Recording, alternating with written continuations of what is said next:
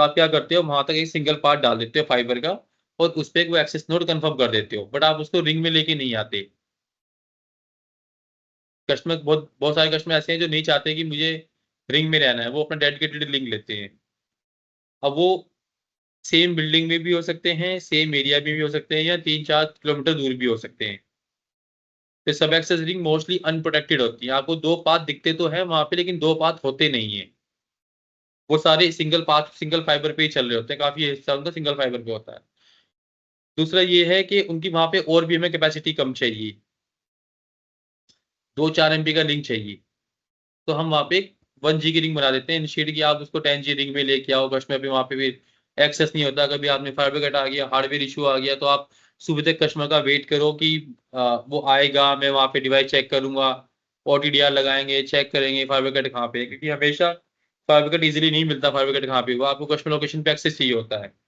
तो हम इजीली किसी भी कस्टमर को रिंग में नहीं लेकर आते अनटिल अनलेस कस्टमर एग्री नहीं करता कि भाई वहां पे हमारा 24 एक्सेस टाइम एक्सेस अवेलेबल होगा कि नहीं होगा। बाद में कस्टमर एक्सेस देता नहीं है, वो एक अलग पॉइंट है। बट ऐसा कोई कस्टमर जो मना कर दे कि मैं तो रात में एक्सेस कभी दूंगा ही नहीं, तो उसको हम रिंग में लेके ही नहीं आते। कॉन्फ़िगरेशन वाइज कोई मेजर डिफरेंस नहीं है। सब एक्सेस का ISS इंस्टांस हमारा टोपोलॉजी टू टोपोलॉजी डिपेंड करता, अलग डिफरेंशिएट करता है। सारी sub access ring separate ISS instance में नहीं है। बहुत सारी लोकेशन पे आप देखोगे sub access ring same ISS instance में चल रही है,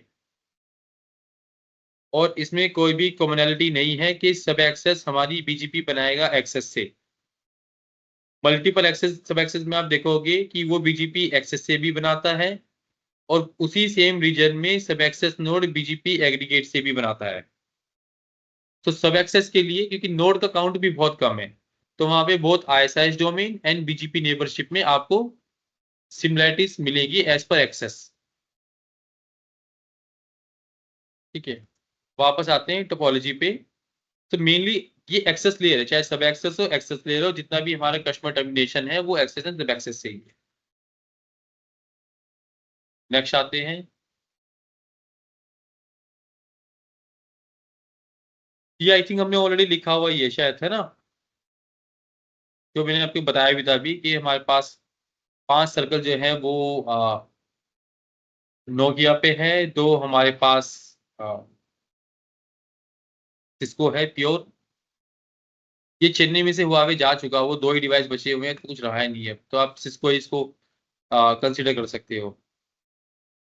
एंड देन ये सारे भी हमारे हुआवे प्लस सिस्को अब हो गए, क्योंकि हर हर सिटी में एक ना एक डिवाइस तो आ ही चुका है।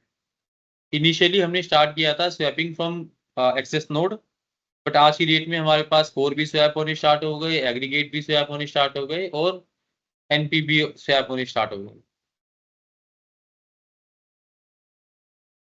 हार्डवेयर टाइप आप देखना चाहो तो यहाँ पे देख सकते हो, यहाँ पे ना देखना चाहो तो आप इन्वेंट्री उठा के भी देख सकते हो। इन्वेंट्री में भी बहुत, क्योंकि कई बार क्या होता है ना, किसी ना किसी क्वेश्चन होता है कि भाई मेरे को देखना है कि हार्ड एक एग्रीगेट रिंग में जो डिवाइस लगा हुआ है उसकी कितनी कैपेसिटी है। तो आप सिंपल यहाँ पे डिवाइस अपना सर्च करो, कोई भी एग्रीगेट NP या NP का नोड है, हमारा सार 8 का है छोटे वाला, आप उठा के देख सकते हो कि सार 8 NP की क्या कैपेसिटीज है, कितनी इसकी राउटिंग, उसकी राउटिंग टेबल कितनी बड़ी हो सकती है, कितने स्लॉट है उसमें, पर स्लॉट कितनी कैपेसिटी है, कितने पोर्ट आ सकते हैं, या पर स्लॉट पे कितने पोर्ट मिल सकते हैं, 10 GB के होंगे तो कितने पोर्ट आएंगे, 1 GB के हैं तो कितने पोर्ट आएंगे, 100 GB के हैं तो कितने पोर्ट आएंगे। तो आप ऑनलाइन चेक करो, राउटर की डेटा शीट आपको सारा वहां पे मिल जाएगा। क्योंकि जब आप डिवाइस का नाम डालोगे तो आपको वो बता देगा कि इस डिवाइस पे इस स्लॉट पे ये सपोर्टेड कार्ड्स है। तो सपोर्टेड कार्ड की आप देख सकते हो स्पेसिफिकेशन की क्या क्या है।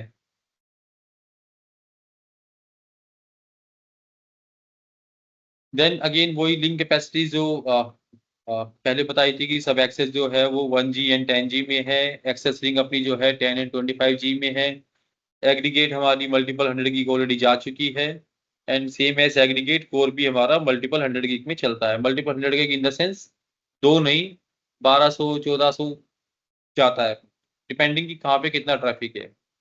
बट ऐसा नहीं है कि आ, कोई कोर कनेक्टिविटी अगर 1200 GB की है तो सारी सेम कैपेसिटी की होंगी। ये एक्सेस रिंग में, ये सिमेट्री एक्सेस रिंग में होता है कि अगर एक पाथ 10G का है तो सारी पूरा वो and to and ring 10G की होगी, बट कोर में ऐसा नहीं होता। कोर में डिपेंडिंग कहाँ से कहाँ कितना ट्रैफिक चलता है उस हिसाब से बैंडविड्थ रखी गई है। नेक्स्ट हम आते हैं सैन डिवाइस नेमिंग का, ये तो आपने देख ही लिया। किसी का कुछ क्वेश्चन इसमें हो तो पूछ सकता है। बैकबोन सेम कैपेसिटी वही है तो, राइट। फिर आते हैं हम आईजीपी डिजाइन में। राहुल, सैन में आज की डेट में हम जो आईजीपी यूज करते हैं वो यूज करते हैं आईएसआईएस थ्रू आउट, ऊपर राहुल से कैन यू हियर नीचे मी? तक। Yes I can hear you. I think अंश ने फिर से एक क्वेश्चन पूछा है, what is dark fibre? Dark fibre, ठीक है। तो दो तरह के हमारे पास फाइबर होते हैं, एक होता है ओटीन पाथ, दूसरा हमारे पास है डार्क फाइबर। डार्क फाइबर कोई कोई मतलब स्पेशल फाइबर नहीं है। डार्क का मतलब कि जहां पे आप देख नहीं सकते, है ना। अगर आप बाहर से सपोज करो कि आपके पास दो राउटर आपने लगा दिए, एक आपके पास फर्स्ट फ्लोर पे है, एक आपके पास 10th फ्लोर पे है। अब आपको दोनों राउटर की कनेक्टिविटी करनी है। अगर आप वो पैच केबल से भी कनेक्टिविटी कर दोगे ना, तो हम उसको डार्क फाइबर ही मानेंगे। क्योंकि उस फाइबर पे अगर कहीं पे कुछ भी अगर लॉस वगैरह आता है तो हमारे पास कोई सी मॉनिटरिंग नहीं है, हमारा सिर्फ पोर्ट ही डाउन जाएगा। तो ये जितनी भी हमारे पास एग्रीगेट टू एग्रीगेट, या आप जैसे एमपीएलएस देखते हो, एमपीएलएस में हमारे जितने भी पाथ होते हैं, T2 से T2, T2 से T1, या T2 से T3, T से T3, जितने भी हमारे पाथ हैं ये सारे हमारे ओटीएन मीडिया पे चलते हैं। और उनकी हमारी पूरी मॉनिटरिंग होती है कि कहाँ पे कितना स्पैन चल रहा है, वो कौन से पाथ पे है, फाइबर का स्टेटस क्या है, उस पे लेटेंसी कितनी चल रही है। तो आपके पास प्रॉपर मॉनिटरिंग अवेलेबल है कब आपको कौन सा पार्ट डाउन गया। बट डार्क फाइबर के केस में वो बिल्कुल डार्क है। डार्क इन द सेंस कि आप देख नहीं सकते हैं वहां पे कि वो कब डाउन किया कब डाउन नहीं किया। अगर आपका पोर्ट डाउन हो गया तो आप बता नहीं सकते कि आपका फाइबर कटा है, कि आपका पोर्ट फॉल्टी है, आपकी एसएफपी फॉल्टी है, आपकी पैच पोर्ट फॉल्टी है। क्यों? क्योंकि आपकी कोई मॉनिटरिंग ही नहीं है। आप पोर्ट पोर्ट से आगे आपके पास ऐसा कोई भी मैनेजेबल डिवाइस नहीं है जहां से आप मॉनिटर कर पाओ। T2 T3 के केस में क्या है कि लेट सपोज कि आपका पोर्ट डाउन हो गया। अब आपका वो पोर्ट जो है वो एक पैच केबल के थ्रू कनेक्टेड होता है हमारे एक ओटीएन के मक से। फर्दर वो ओटीएन कनेक्टेड होता है आपके एफडीएमएस से, और फिर आप वो बाहर आपका फाइबर जाएगी आउटसाइड। सेम स्ट्रक्चर अपना फॉरेन पे भी होगा कि वहां पे फाइबर जाके लगेगी एफडीएमएस पे, एफडीएमएस से जाएगी मक से, और मक से कनेक्टेड होगा अपना राउटर थ्रू है पैच केबल। तो कभी भी आपका अगर राउटर का पोर्ट अगर डाउन गया तो आप देख सकते हो कि मेरा जो मीडिया पाथ है फ्रॉम मक्स टू मक्स उस पर कोई लॉस है कि नहीं है। अगर आपका पोर्ट डाउन हुआ और आपका ऑडियो वगैरह डाउन नहीं हुआ तो आप कह सकते हैं कि यार मेरा फाइबर ओके है, बट मेरा पोर्ट डाउन है, तो either either my port is faulty और पैच कोड इज फॉल्टी। तो उस केस में क्या है कि वो डार्क नहीं है ना, उसको आप देख सकते हो, उसको आप मॉनिटर कर सकते हो। बट डार्क फाइबर के केस में आपके पास मॉनिटरिंग नहीं है। किसी ने भी बाहर से आपको एक पैच केबल दे दी, वो अपनी डिवाइस पे लगाई और अपना काम चला लिया।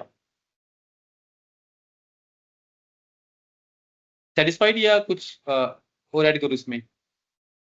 नहीं सर, ओके। मतलब जो हमारे कोलो सर्विसेज, जो कोलो डिवाइसेस होते हैं वो हाँ, डायरेक्टली कनेक्टेड होते हैं, तो वो डार्क फाइबर के अंडर आएंगे ना।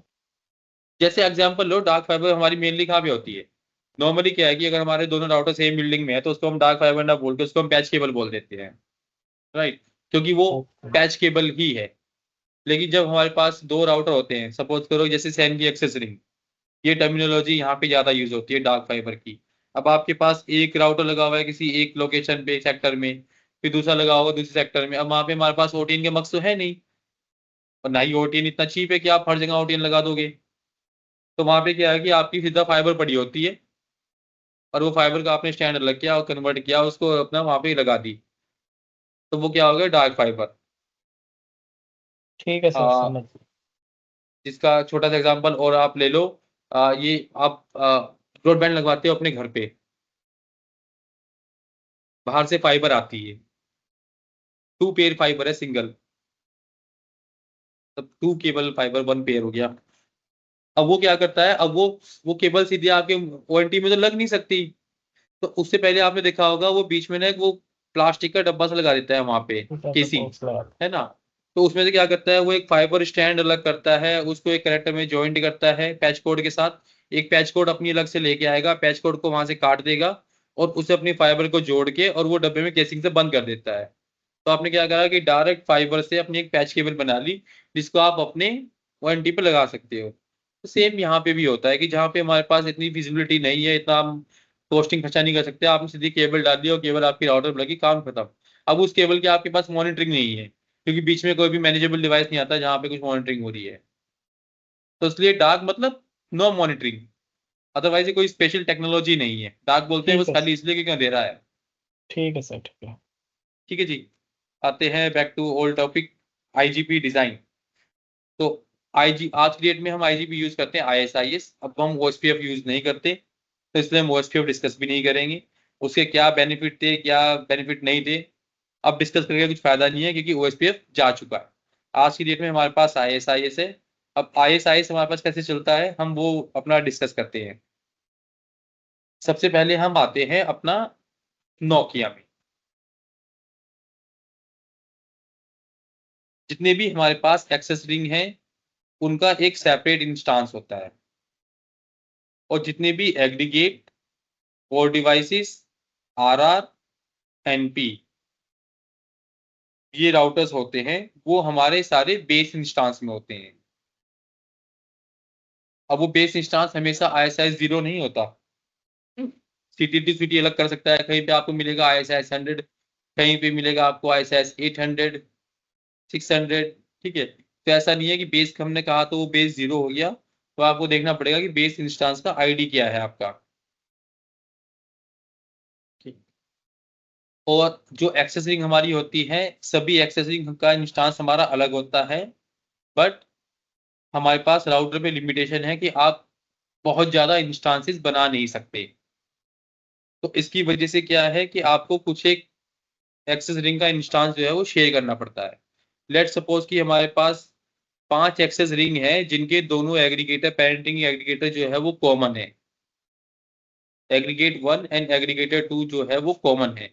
तो हम क्या करेंगे, उन पांचों एक्सेस रिंग को एक अलग अलग इंस्टांस नहीं देंगे, हम उन पांचों को एक ही कॉमन इंस्टांस में डाल देंगे। बट अगर 5 में से किसी भी एक का सेकंड एग्रीगेटर कोई थर्ड डिवाइस हो, तो वो फिर इंस्टांस शेयर नहीं कर सकता। इंस्टांस शेयर करने की सबसे पहली कंडीशन यही है कि दोनों एग्रीगेटर आपके सेम होने चाहिए। दूसरा चैलेंज ये होता है कि एक रिंग में 10 और एक रिंग में एक सिंगल बॉक्स नहीं हो सकता। कुछ जगह कर दिए गलती से, उसकी वजह से इश्यू आने लगे, इसलिए अब नहीं करते, है ना। तो जहाँ पे हुआ है वो ठीक होना है सारा, वो पहले से प्लान दिया हुआ है। मान लो कि अगर 2 रिंग है तो एक में 5 एक में 6 हो सकते हैं, बट ऐसा नहीं है कि एक रिंग में 10 और एक रिंग में सिंगल बॉक्स है, तो उसमें इंस्टांस हम शेयर नहीं करते। देन हमारे पास और क्या होता है, सब एक्सेस। सब एक्सेस में हर जगह सेपरेट इंस्टांस नहीं है। कुछ जगह पे जहाँ पे access box back to back connected, सब access box back to back connected है, सिंगल ही बॉक्स है, वो सेम इंस्टांस में भी चल रहा है। सो टोपोलॉजी टोपोलॉजी डिपेंड करता है कि भाई वो एक्सेस इंस्टांस सेम होगा या डिफरेंट होगा। बट हमारे जितने भी एग्रीगेट एनपी सारे हैं वो सब के सब हमारे पास एक ही बेस इंस्टांस पे रहते हैं।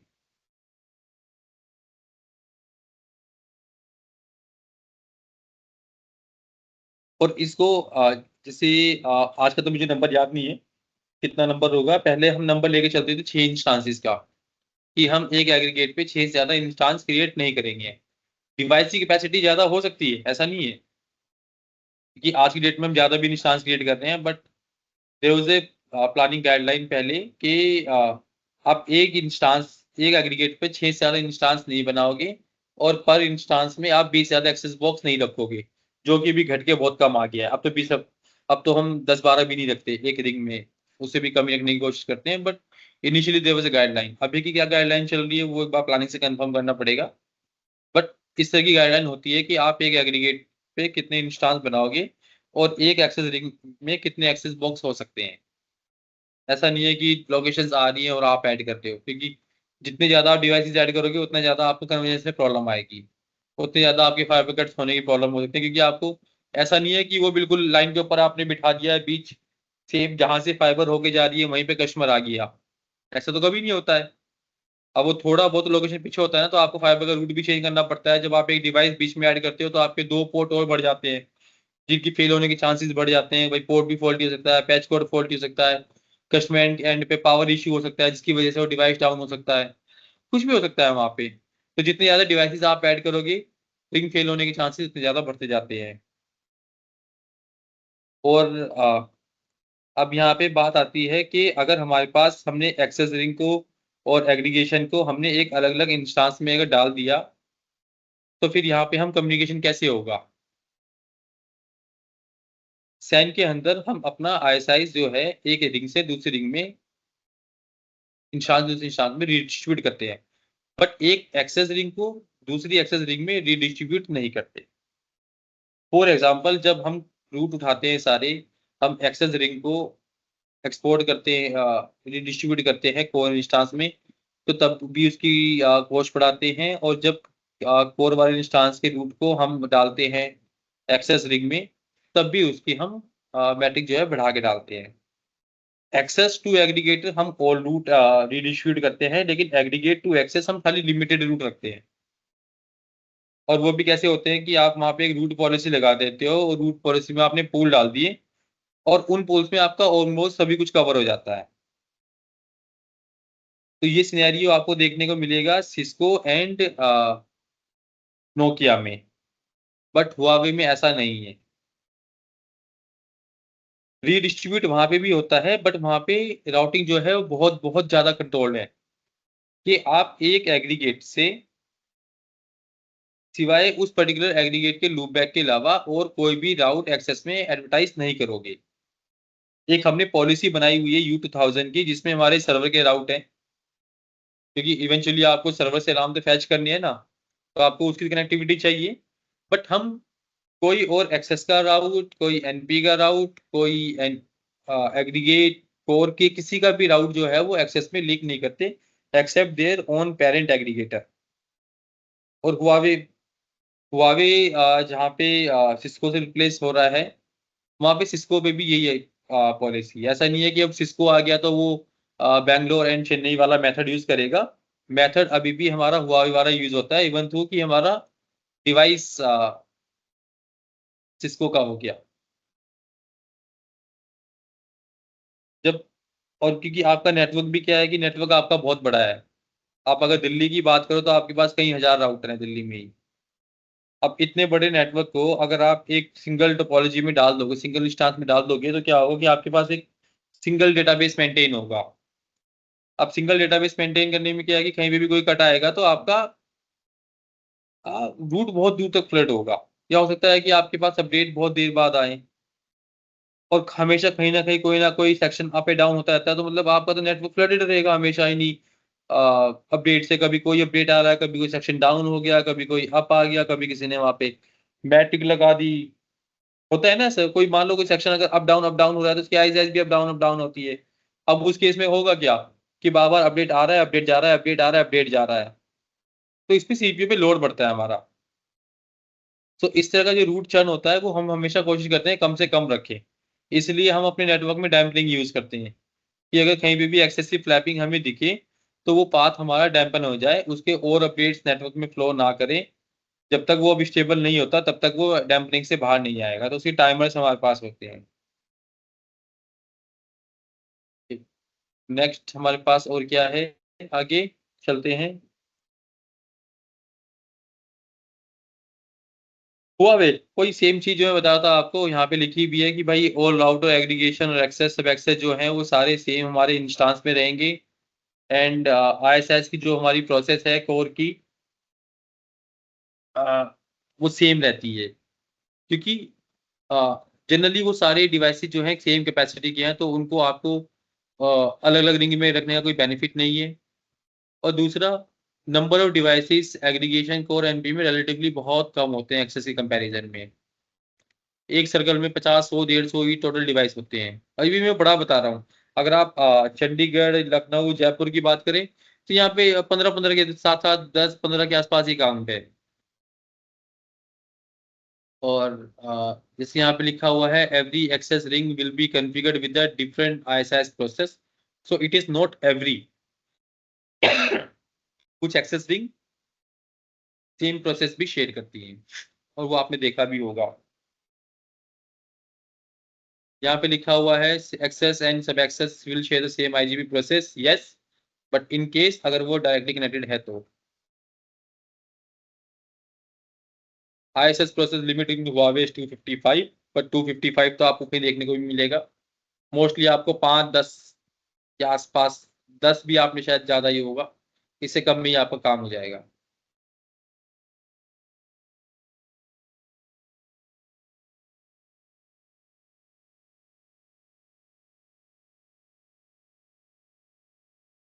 अब आता है हमारा नोकिया IGP स्ट्रक्चर। ये भी हमारा बिल्कुल एग्जैक्ट सेम है। इस चीज को लेके तीनों वेंडर में कोई भी डिफरेंस नहीं है ना, एक्सेप्ट कि कहीं कहीं पे कुछ चेंजेस आपको जो नेटवर्क देखने को मिलेंगे वो लिए गए हैं बेस्ड ऑन सम लर्निंग्स, और हमारे वहाँ पे कुछ ना कुछ प्रॉब्लम्स थी इसलिए कन्फ्यूज है। जैसे एक मोस्ट कॉमन चीज आपको देखने को मिलेगी कभी भी कि इनिशियली किसी भी NP के नीचे हमारे पास एक्सेस रिंग नहीं होती थी, बट नेटवर्क में आपको देखने को मिलेगी। इवन आप LLD भी अगर पढ़ोगे तो LLD भी ये कहेगा कि NP के नीचे एक्सेस रिंग नहीं होती है, बट आपको नेटवर्क में देखने को मिल जाएगी। सो ओल्ड डॉक्यूमेंट वो बिल्कुल नेटवर्क के हिसाब से नहीं है, क्योंकि नेटवर्क के डॉक्यूमेंट के हिसाब से नहीं है, तो इसलिए डॉक्यूमेंट में जो डॉक्यूमेंट पे लिखा जाता है वो हमेशा LLD के हिसाब से ही है। मैं अब आपको ये नहीं कह सकता कि वहां पे होती है, बट एज पर वो होनी नहीं चाहिए। तो यहाँ पे भी आपकी जो प्रोसेस लिमिट है 31 है, बट 31 आपको कहीं देखने को मिलेगा नहीं। बहुत कम हमारे पास इंस्टांस होते हैं, हम ज्यादा रखते ही नहीं है।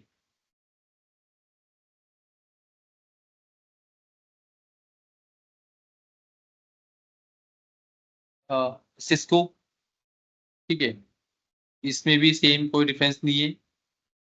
लास्ट वाली लाइन जो आप देख रहे होंगे यहाँ पे कि ये डिफरेंट है, बट यहाँ पे भी आपको सेम मिल जाएगा भाई। ISS को लेके किसी का कोई क्वेश्चन है तो आप बताइए।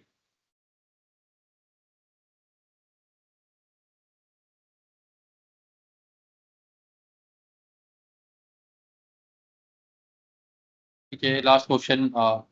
कोई भी कोई कुछ पूछ ना सकता है ना, मतलब आप ये मत सोचो कि यार सामने वाले अगर आपको हो सकता है कि आप बाकी लोगों को भी ना पता हो, अगर आप ये सोच रहे हो कि यार शायद मुझे मैं पूछ लूंगा क्वेश्चन तो थोड़ा ऑकवर्ड फील ना हो, आपको जितना वाहियात क्वेश्चन हो सकता है आप पूछ लो, कोई कंसर्न नहीं है उसमें। अंश ने पूछा ना व्हाट इज डार्क फाइबर, आप पूछो, कोई दिक्कत नहीं है। ISS में तो क्वेश्चन होने चाहिए, क्योंकि आप ट्रबल शूट करते हो day in day out basis पे, तो आपको चैलेंजेस आते होंगे कि यार ये रूट वहां से कब आता है, डिफॉल्ट रूट आता है, क्योंकि हमारे पास नेटवर्क में बहुत सारी डिविएशन है इन चीजों को लेके, जिनका डॉक्यूमेंट हमारी LLDs में डॉक्यूमेंट्स में कोई मेंशन नहीं है, और वो हमें प्रॉब्लम करता है day to day troubleshooting में, क्योंकि नेटवर्क कहता है डिफॉल्ट आना नहीं चाहिए, डिफॉल्ट वहां पे होता है। तो वो आप क्या होता है कि कई बार हमें कॉन्फ़िगरेशन देखनी होती है कि कॉन्फ़िगरेशन क्या कहती है उसकी, हमेशा चीजें LLD के हिसाब से नहीं होंगी। और ऐसा भी नहीं है कि जितना LLD में लिखा है वो तो नेटवर्क में होगा ही होगा, उसका एडिशनल कुछ नहीं हो सकता। ऐसी बहुत चीजें हैं जो LLD में लिखी हुई है बट नेटवर्क में नहीं है, या नेटवर्क में चल रही है और LLD में नहीं है, ऐसा बहुत कुछ है। ठीक है, तो इसलिए कहीं पे आपको कोई अगर क्वेश्चन है तो आप पूछ सकते हो, कोई कंसर्न नहीं है इसमें।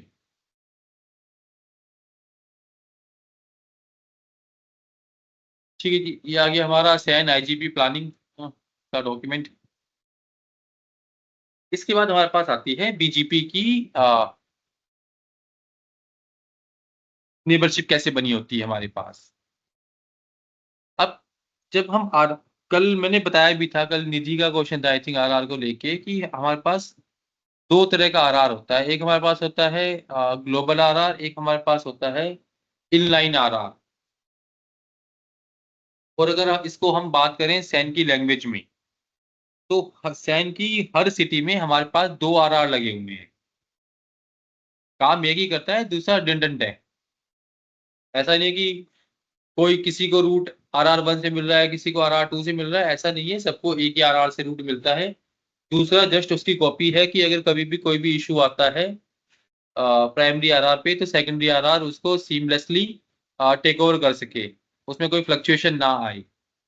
तो इसलिए जो रूट प्राइमरी पे अवेलेबल रहते हैं वो रूट सेकेंडरी पे भी होते हैं।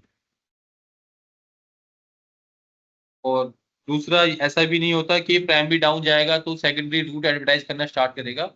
सेम टाइम पे प्राइमरी रूट एडवर्टाइज करता है, सेकेंडरी रूट एडवर्टाइज करता है, दोनों उसको सेम वे प्रोसेस करते हैं। बिल्कुल ऐसा नहीं है कि आप कॉन्फ़िगरेशन में कहीं पे मेंशन नहीं होता कि ये प्राइमरी है कि ये सेकेंडरी है ना। राउटर डिसाइड करता है अपनी RR IP की बेसिस पे या अपनी क्लस्टर आईडी की बेसिस पे मुझे किसको बेस्ट बनाना है, कौन मुझे बेस्ट रूट प्रोवाइड कर रहा है। ठीक है, ऑन द मैट्रिक है वो। जैसे मैंने आपको बताया अभी कि अगर हम नीचे से चले, सब एक्सेस की BGP हमारे पास सर्कल टू सर्कल और लोकेशन टू लोकेशन डिपेंड करती है। वो हमारे पेरेंटिंग एक्सेस नोड से भी है और हमारे पेरेंटिंग एग्रीगेट से भी है। दोनों ही सिनेरियो आपको देखने के लिए मिलेंगे सब एक्सेस रिंग में। लेकिन जितनी भी एक्सेस रिंग है उनकी BGP सिर्फ और सिर्फ हमारे पास एग्रीगेट से बनी होती है। सारे एग्रीगेट और NP की BGP जो है वो हमारे पास RR से होती है। कोर पे भी BGP हमारी चलती है, ऐसा नहीं है। वो BGP फ्री का मतलब ये नहीं है कि BGP चलती नहीं है। BGP फ्री का मतलब होता है कि आपको वहां पे VPN V4, VPN V6, EVPN इस टाइप के जो कस्टमर के राउट्स हैं वो उसके हिसाब से फ्री है। अगर आप यहाँ पे BGP LU चलाओगे तो आपको अपना रूट तो एडवर्टाइज करना पड़ेगा ना LU में, तो आपको तो BGP चलानी पड़ेगी। तो BGP चलती है बट वो कस्टमर राउट्स के लिए नहीं है। एंड देन हमारे पास NP के जो नोड्स हैं उनकी भी BGP हमारे पास दोनों RR से होती है। तो किसी की BGP अपने अगल बगल वाले डिवाइस से नहीं होती, वो होती है हमारी सिर्फ और सिर्फ RR के साथ। और जो दो टाइप की हमारे पास RR होते हैं, global RR and inline RR, ये डिफरेंस होता है नेक्स्ट ऑफ सेल्फ की बेसिस पे। अगर आप किसी भी RR पे नेक्स्ट ऑफ सेल्फ वाली कमांड चला दो तो वो RR as a inline RR कहलाएगा। अगर आप उस पर नेक्स्ट ऑफ सेल्फ नहीं करते तो वो एक इनलाइन RR भी हो सकता है, बट उसको हम ग्लोबल RR प्रीफर करते हैं क्योंकि वो आपके कभी भी ट्रैफिक पाथ में नहीं आ रहा। उस पर आप उसको कभी ये नहीं कहते कि यार इस डेस्टिनेशन पहुंचने के लिए आप मेरे पास आओ। इनलाइन RR हो सकता है एक बार को कि आपने BGP बना दी बट आपने नेक्स्ट ऑफ सेल्फ नहीं किया क्योंकि आपने सारे रूट एडवर्टाइज किए हुए हैं। क्योंकि जरूरी नहीं है कि एग्रीगेट पे आपको नेक्स्ट ऑफ सेल्फ लगाना ही पड़ेगा। अगर आपने सारे ISS में जाके सारे रूट डिस्ट्रीब्यूट कर दिए तो आपको नेक्स्ट ऑफ सेल्फ की जरूरत ही नहीं है। सबको पता है कि कौन किसका रूट कहाँ से आ रहा है। लेकिन जैसे ये हुआवे सैन वाला सर्कल है, वहां पे आपको यूज करना ही पड़ेगा नेक्स्ट ऑफ सेल्फ, क्योंकि वहां पे आपके पास पेरेंट एग्रीगेटर से बाहर की कोई भी विजिबिलिटी नहीं होती। लेकिन नोकिया एंड सिस्को में इस पे बिना काम करे भी चल सकता है। बाकी RR का बेनिफिट मैंने कल आपको बताया था कि RR हम लगाते क्यों है नेटवर्क में। देन हमारे पास आता है सेन एमपीलेस डिजाइन। सेन एमपीलेस डिजाइन की हम बात करते हैं तो मतलब हमारे पास ये जो आप LDP चलाते हो, RSVP चलाते हो, आपके पास टनल बनी होती है, वो किस तरीके से बनी होती है।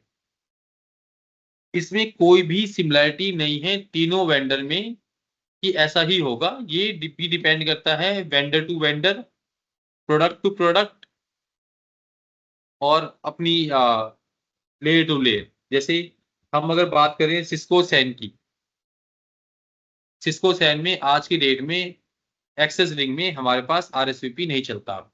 हम वहां चलाते हैं IPFR, RLFA जिसको आप बोल दो। वहां वहां पे हमारे पास कोई T टनल्स नहीं है। ये टनल्स हमारे पास सिर्फ बची हैं नोकिया सैन में और हुआवे सैन में। हुआवे सैन में हमारी जो टनल बनी होती हैं वो बनी होती हैं सिर्फ और सिर्फ पेरेंट एग्रीगेटर के साथ। अगल बगल वाले नोड से हम कोई टनल नहीं बनाते। नोकिया के अंदर हमारे पास जो टनल बनती है वो पेरेंट एग्रीगेटर से as well as neighbour node से। But again depend on the product to product. जैसे CSM CSR है तो वहाँ पे कुछ एक प्रोडक्ट ऐसे हैं जहाँ पे आप सिर्फ पेरेंट एग्रीगेटर से बनाते हो बट नेबर नोड से नहीं बनाते। एग्रीगेशन में अगेन आपके पास जो टनल्स बनती हैं वो आपकी parent aggregator parent core devices से बनती हैं एंड आपके नेबर की डिवाइसेस से बनती है। कोर आपका फुल मैश में चलता है हर किसी एंड हुआवी में, और यहीं पे टनल हमारे पे बची हुई है।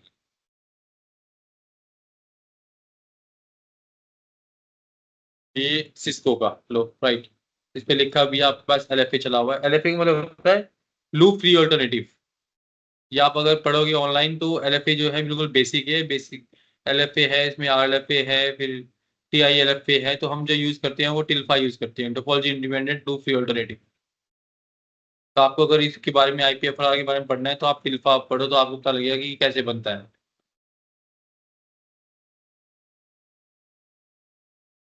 सर्विसेज आई थिंक हमारे पास बाद में आएंगी, सर्विसेज हमें अभी डिस्कस करने की जरूरत है नहीं, क्योंकि इसके लिए हमारे पास स्पेशल ऑलरेडी सेशन है।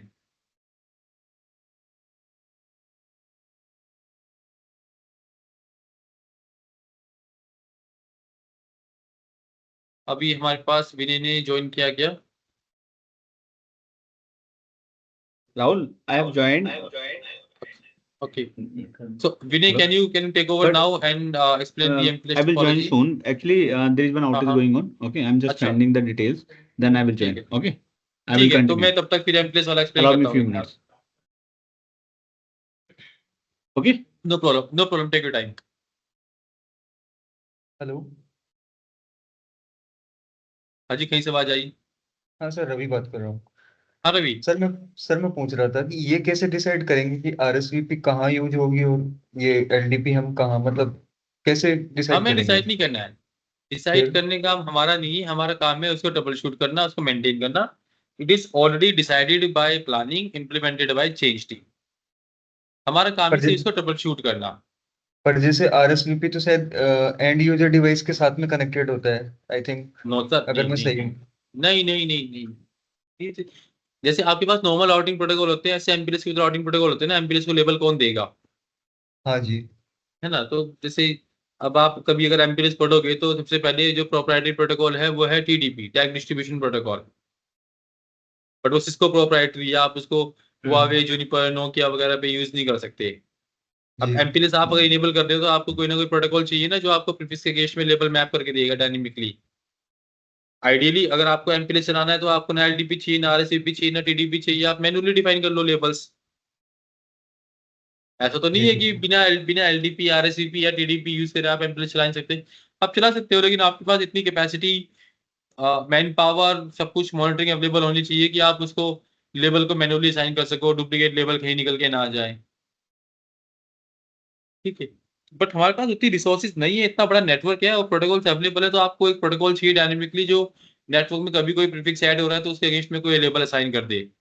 अब आप रात में किसी कस्टमर ने कोई प्रीफिक्स एडवर्टाइज करना स्टार्ट कर दिया तो आप लैपटॉप खोल कर नहीं बैठोगे ना कि जैसे कोई प्रीफिक्स आया आप उस पर एक लेबल असाइन कर दो, और कल को वो प्रीफिक्स चला गया तो आपको लेबल फ्री भी करना है, क्योंकि हमारे पास तो लिमिटेड लेबल्स अवेलेबल है, नंबर इनफिनाइट तो है नहीं। जी सर। तो हमें बार बार वो जो प्रीफिक्सेस अब नेटवर्क में एडवर्टाइज नहीं रहेंगे वो लेबल हटाने भी ये सारे। तो ये जहाँ पे दो चार प्रीफिक्स हो वहां पे कुछ चलाना चाहे चला ले, अदरवाइज ये ऑन ग्राउंड डुएबल नहीं है कि आप उसको मैनुअली कर पाओ। ठीक है, तो मतलब बेसिकली प्लानिंग टीम ही डिसाइड करेगी इस चीज को, है ना? हाँ जी, प्लानिंग डिसाइड करती है कि नेटवर्क का आर्किटेक्चर क्या रहेगा, क्योंकि प्लानिंग भी हमारा लेके आती है पीछे वेंडर से, क्योंकि वेंडर बताएगा कि भाई आप अगर ये प्रोटोकॉल रखोगे तो आपका जो भी गोल है वो अचीव हो पाएगा कि नहीं हो पाएगा, कि किसी को कितना कन्वर्जेंस चाहिए, क्या उसको ट्रैफिक चलाना है, क्या उसको सर्विस चलानी है, इनमें नोड कितने रहेंगी, नोड किस कैपेसिटी के हैं, वो नोड RSVP सपोर्ट करते हैं कि नहीं करते हैं, करते हैं तो क्या क्या फीचर सपोर्ट करते हैं। तो उन सब बेसिस पे डिसाइड होता है कि आप भाई यूज करोगे कि नहीं करोगे, उसको यूज करने के बेनिफिट क्या है, ड्रॉबैक्स क्या है। ऐसा कोई प्रोटोकॉल नहीं है जिसके यूज करने के सिर्फ बेनिफिट ही बेनिफिट हो, नुकसान कुछ ना हो। नुकसान सबका होता है, फर्क ये पड़ता है कि वो जो नुकसान हो रहा है वो उससे आपका कोई नुकसान हो रहा है कि नहीं हो रहा है। अगर किसी किसी भी काम से कोई नुकसान होता है और उसमें उस नुकसान से मेरा कोई नुकसान नहीं है तो वो नुकसान ही नहीं है ना? ऐसी तो चीजों को मेजर करते हैं, अदरवाइज ठीक है। ड्रॉबैक तो हर चीज की है। ठीक है सर, ओके, थैंक यू। अभी हम बोलते हैं अपनी एमपीएस की टोपोलॉजी।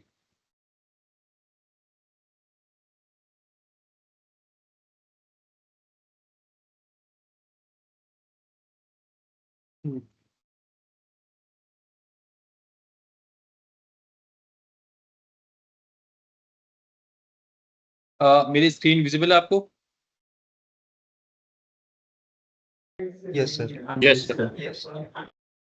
मैं एक बार पॉइंटर ले लेता हूँ उसमें। अभी ये लेजर पॉइंटर भी दिख रहा होगा आपको, राइट?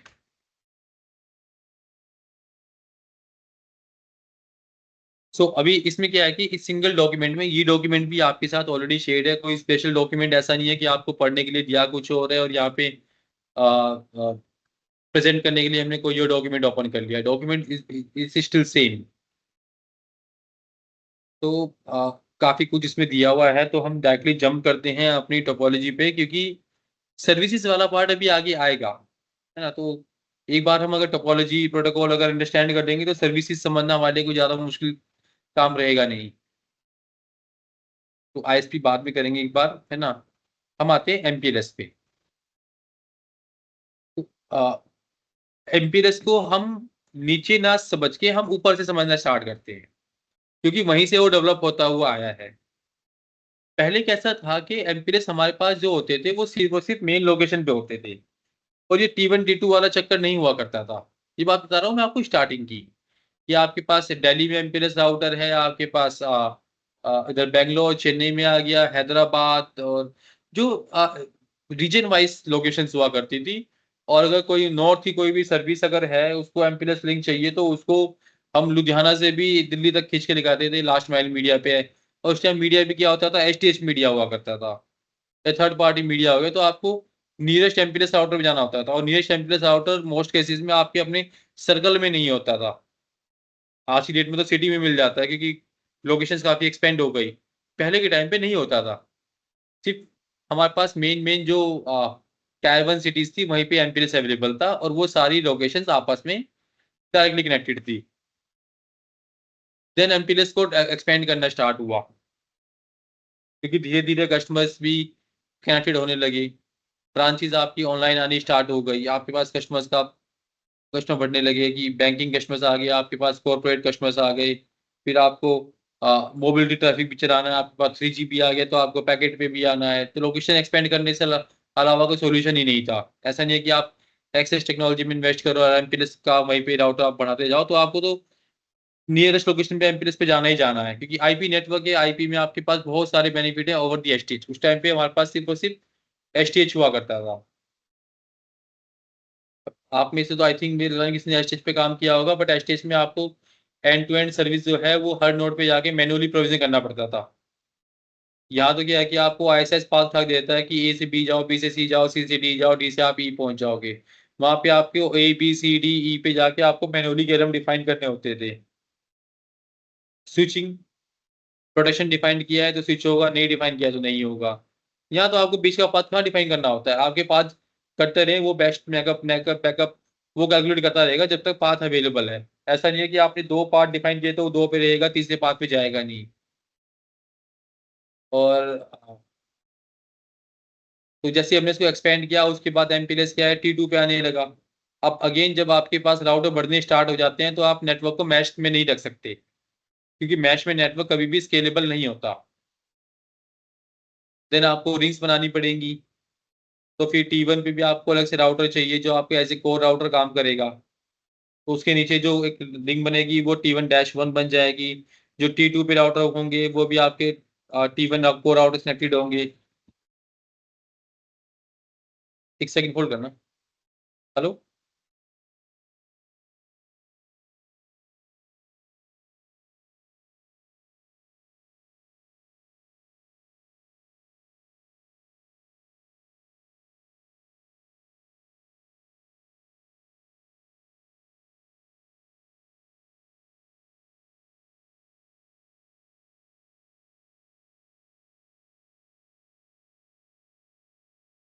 और हाइब्रिड टोपोलॉजी चूज करनी ही पड़ेगी। तो हमारे पास सबसे बेस्ट क्या होता है, सबसे बेस्ट हमारे पास होता है रिंग टोपोलॉजी। कि प्रोडक्शन पाथ भी आपके पास अवेलेबल है, और आपके पास कम से कम उसमें खर्चा आता है। मतलब आप एक T3 को आप 10-15 पाथ से प्रोडक्ट तो नहीं करोगे ना। फाइबर इतनी होती है तो आप कितनी फाइबर लगाओगे, जितने फाइबर उतनी पाथ चाहिए आपको। तो हमारे पास क्या है कि T2 से नीचे हमारे पास T3 की रिंग्स आ गई। फिर काफी लंबे टाइम तक हम वही T1 T2 T3 पे चलते रहे। T4 हमारे पास नहीं आया। लेकिन जैसे जैसे फिर 4G रोल आउट हुआ तो आपको और भी नियर बाय लोकेशन चाहिए। तो प्रॉब्लम क्या थी कि हमारे पास अगेन अब जो सर्विसेज प्रोविजन होने लगी, अब आपके पास जो एमपीएलएस लोकेशन थी वो आपको आपके अगर मेन सिटी में भी ना भी हो तो एटलीस्ट आपके आपके स्टेट में तो वो आई गई, या आपके डिस्ट्रिक्ट में तो वो आई गया राउटर T3 आने के बाद। बट अगेन कस्टमर लोकेशन से लेके T3 तक वो हमारा पैकेट मीडिया ही चलता था, पैकेट या एसटीएच।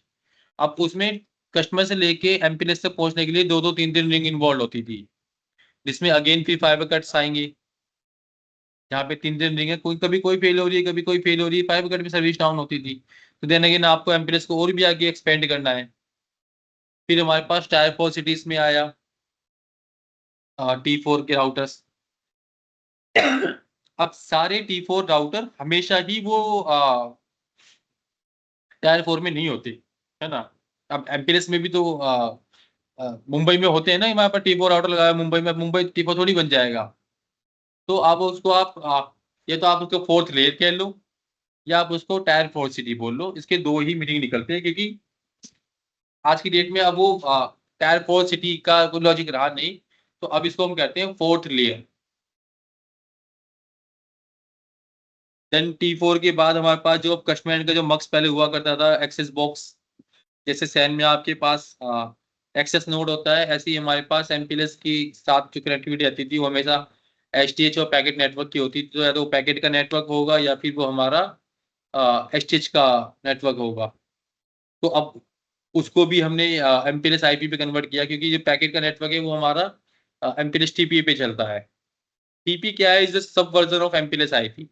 वो आपको कुछ एक फीचर तो देता है एमपीएलएस के, बट वो उस पे आप वीआरएफ वगैरह, बीजीपी, रूट पॉलिसीज ये सब कॉन्फ़िगर नहीं कर सकते। बस आप फॉरवर्डिंग कर सकते हैं on the basis of labels and everything, कि आपने वहाँ पे टनल्स वगैरह बना ली, लेबल साइन कर दिए, ट्रैफिक प्रोफाइलिंग हो गई, या आपने क्यूएस वगैरह इंट्रोड्यूस कर दी उसमें। तो ये सब फीचर्स उसमें अवेलेबल है एमपीएलएस टीपी में, बट वो एमपीएलएस आईपी नहीं है अभी भी। राउटिंग वगैरह वो हैंडल नहीं कर सकता। तो देन क्या कि भाई अब ये टीपी भी हटाओ, एसटीएच भी हटाओ। एसटीएच हटाए तो टीपी आया, अब टीपी को हटाए तो हमारे पास T5 आ रहा है,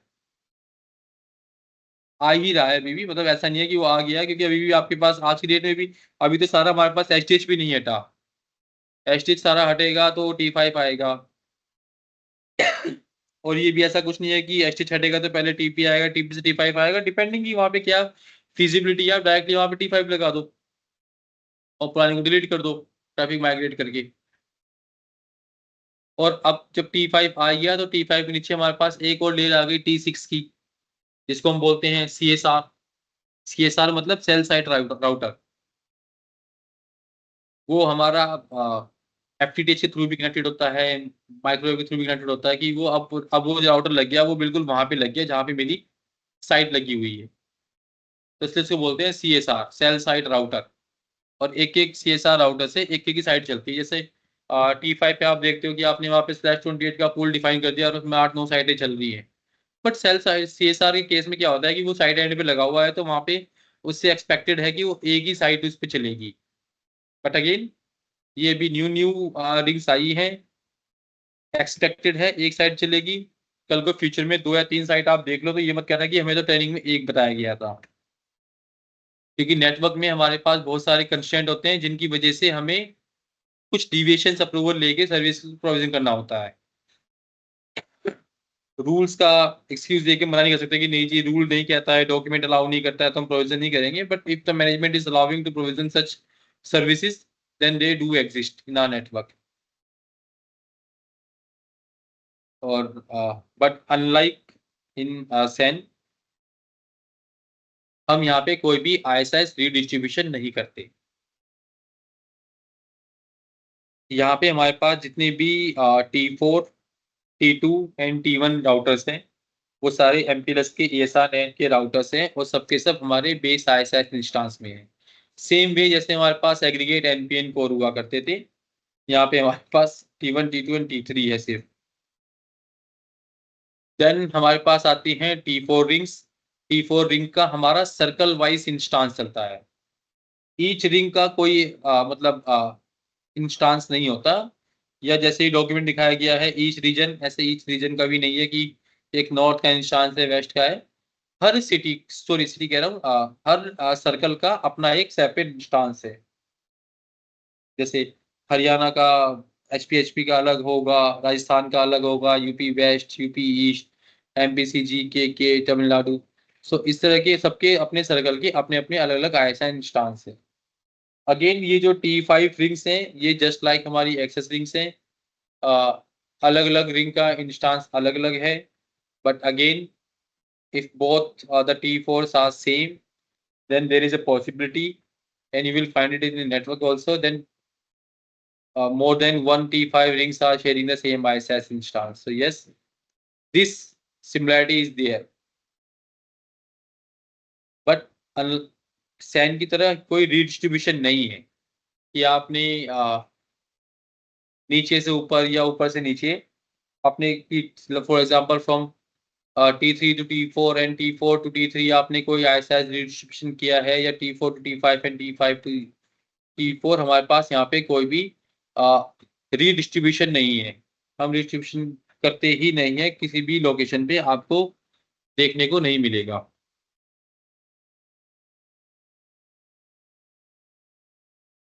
देन बात आती है कि अगर भाई डिस्ट्रीब्यूशन नहीं है तो फिर T5 की ऊपर तक रीचेबिलिटी कैसे रहेगी। सो रीचेबिलिटी रहती है हमारे पास BGP LU के थ्रू। सो मेरी जो इंटर ISIS डोमेन रीचेबिलिटी है वो होती है मेरे खुद के ISIS रूट्स के बेसिस पे, और जो मेरी इंस्टांस से बाहर का कोई भी अगर राउट है तो मुझे वो वाया BGP LU रिसीव होता है। तो कैसे है कि यहाँ पे भी हमारी जो T5 की जो BGP बनी होती है वो हमारी T4 के साथ होती है, पेरेंटिंग T4 के साथ, और T4 की जो BGP हमारी होती है वो रहती है पेरेंटिंग T3 के साथ। बोलते हम T3 है, कई बार वो आप राउटर आपको T4 भी मिल सकता है ना? Yeah, hi Rahul. I've joined. Yeah, Vinay. Sorry. So I have almost covered this MPLS topology part. I And was also just listening to you. Okay, and Yeah. I've seen you have almost covered all topic. Okay, and you have covered multiple technology, whatever is used in our network. Okay, and whatever the routing protocols and how it is used in our network. What is the use of access network, aggregator network, RR, how it is configured in our network, that you have already covered. yes, yes. I think guys, most of the topic of network architecture I will have covered. Okay. I take one step of one that of that network architecture to give you more about that architecture, that how our network is designed and how these devices are connected in with each other. Okay, and by providing the connectivity between two boxes, we are making cloud of MPLS, we are making cloud of ISP, we are making cloud of SAN. How we are making that cloud? Okay, let me open one diagram. Okay, Rahul, I'll stop. Yeah, I'll stop sharing my screen. yeah.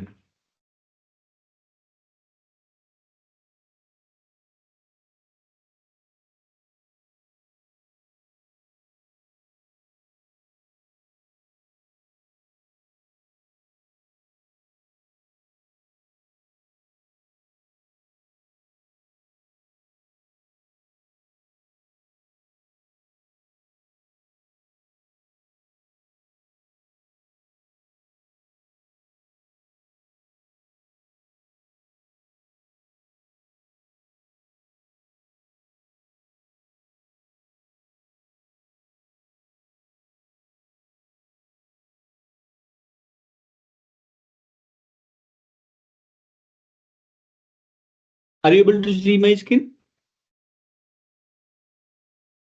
Hello? Yes, sir. Yeah, Yes, we can sir. see your screen. Yes, sir. Okay. Just have a look. Okay, and like as Rahul explained, that are in our network architecture of SAN, MPLS, ISP. Okay, all devices are interconnected via ISIS. Okay, and we have divided our network in multiple. We actually, it is basic fundamentals of designing any bigger network. Okay, that you have to divide your network in multiple layer to make that network scalable, to make that network ease of management, ease of troubleshooting, ease of that otherwise what will happen, that network will not be future proof. Okay. And same, I tell you that, okay, how we have designed our network, how it is connected, how these devices are interconnected, and how we are giving connectivity over that architecture, okay, to the end customer. Like, first I start from that access ring. Just have a look. In that access ring, there are multiple devices, and these devices are interconnected. Means these devices are connected back to back with their other remote, other neighbor. Okay. Like if I take an example of this box, just have a look. This box is connected. One direction of this box is connected to the left, this box, and one link of this box is connected to this box. And at every hop, what are we doing? We are at every hop, we are running ISIs between every hop. Okay. And what is the use of that? Why we are running ISIs between every hop? Once we have configured ISIs, it means whatever the routing protocol or whatever the routing table this router is having, this router can transmit that routing table to their neighbor. Same way, if this router is having any routes in the routing table, in routing table of ISS, this router can give their routes to their neighbor. Okay, but how we are designing our network? We are running ISS between every section. Means between every hop we are running ISS. Okay, and using this ISS, what we are doing, when you will see the routing ISS configuration of any router, you will see at every router we have configured one loopback IP, and that loopback IP we have called in the ISS in ISS configuration. It means if we will run ISS in this router and loopback will be configured in the ISS, it means we are putting ISS root of loopback 0 or loopback 1, whatever the loopback we have called in the ISS, that loopback root will come in the routing table of ISS. Okay, and then if we will configure other router neighborship in the same instance of ISS, then other router will get root of that ISS table. Did you get? Suppose this router is configured with loopback 0. Okay, this router is also configured with loopback 0. This router is also configured with loopback 0. And we have configured ISIs between these routers. Okay, once we will configure the loopback between those routers, then after once that ISS will come up, this router will start sharing their routing table of ISS. Okay, by this what happens? Root of loopback IP of each router become reachable to each other. Okay. After that, what will happen? In the same way, we will make the ISIs till the aggregator router, means where our access ring is getting closed. Okay. And you will see on this aggregator router, you will see there are two loopback configured. Okay. One loopback is used for the aggregator ring, and one loopback is used for the access ring. If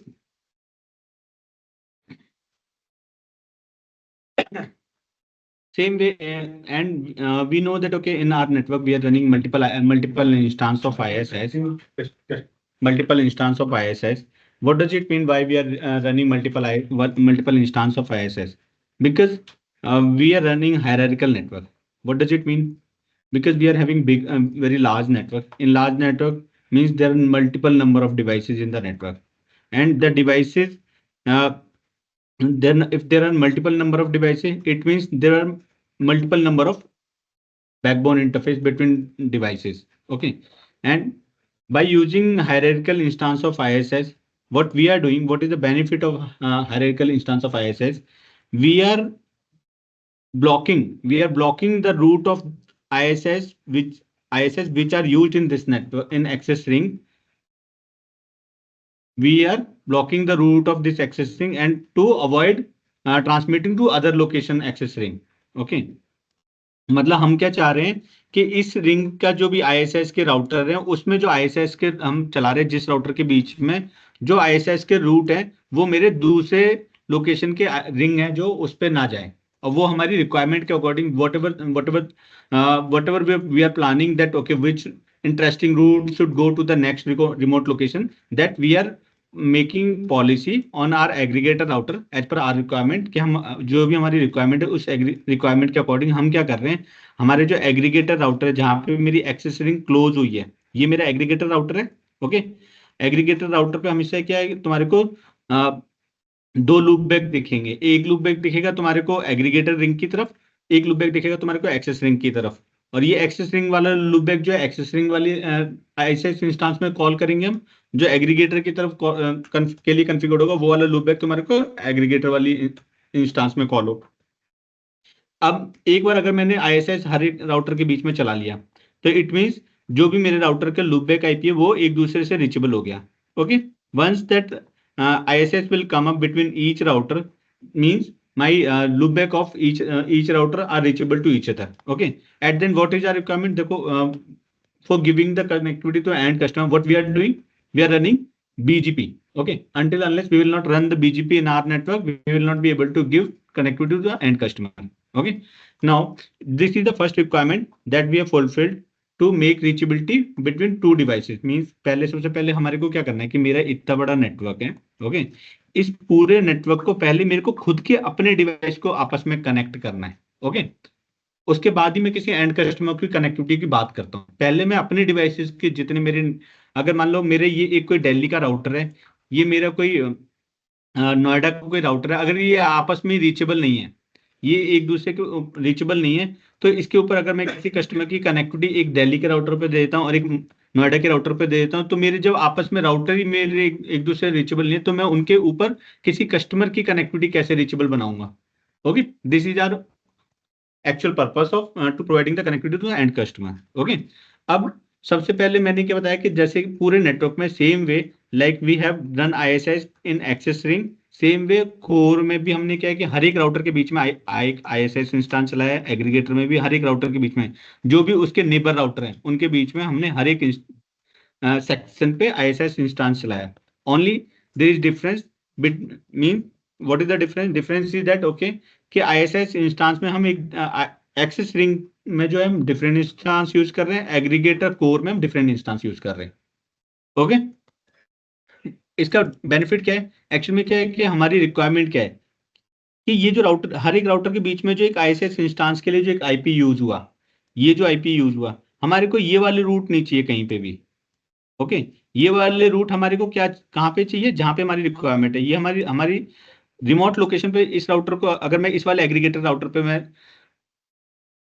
मैं इस ring के किसी router का, इस ring के किसी ISS के root देखूंगा, तो वहां पे मैं किसके रूट देखूंगा? मैं इस राउटर के लूपबैक IP का रूट देखूंगा, ना कि एक एक सेक्शन में जो मेरे यहाँ पे ISS में जो रूट है वो मैं देखूंगा, बल्कि मैं क्या देखूंगा? सिर्फ या ISS इंस्टेंस में जो मेरे इस राउटर का जो लूपबैक IP है, सिर्फ मेरे को रिमोट लोकेशन के जो ISS रिंग है, जो एक्सेस की रिंग है, एग्रीगेटर की रिंग है, वहां पे मेरे को सिर्फ राउटर का लूपबैक IP चाहिए, ना कि मेरे को हर एक सेक्शन का जो इंटरफेस पे जो IP कॉन्फ़िगर्ड है वो वाली IP नहीं चाहिए। तो हमने इसलिए क्या है कि हायरार्किकल नेटवर्क बनाया। हायरार्किकल नेटवर्क बना के हमने क्या है कि मल्टीपल इंस्टेंस ऑफ ISS चलाए। मल्टीपल इंस्टेंस ऑफ ISS का पर्पस क्या है कि देखो हमारे नेटवर्क, अगर हम डिफरेंट इंस्टेंस अगर कॉन्फ़िगर कर देते हैं यहाँ पे, तो ये दोनों आपस में एक दूसरे से रूट एक्सचेंज नहीं करेंगे।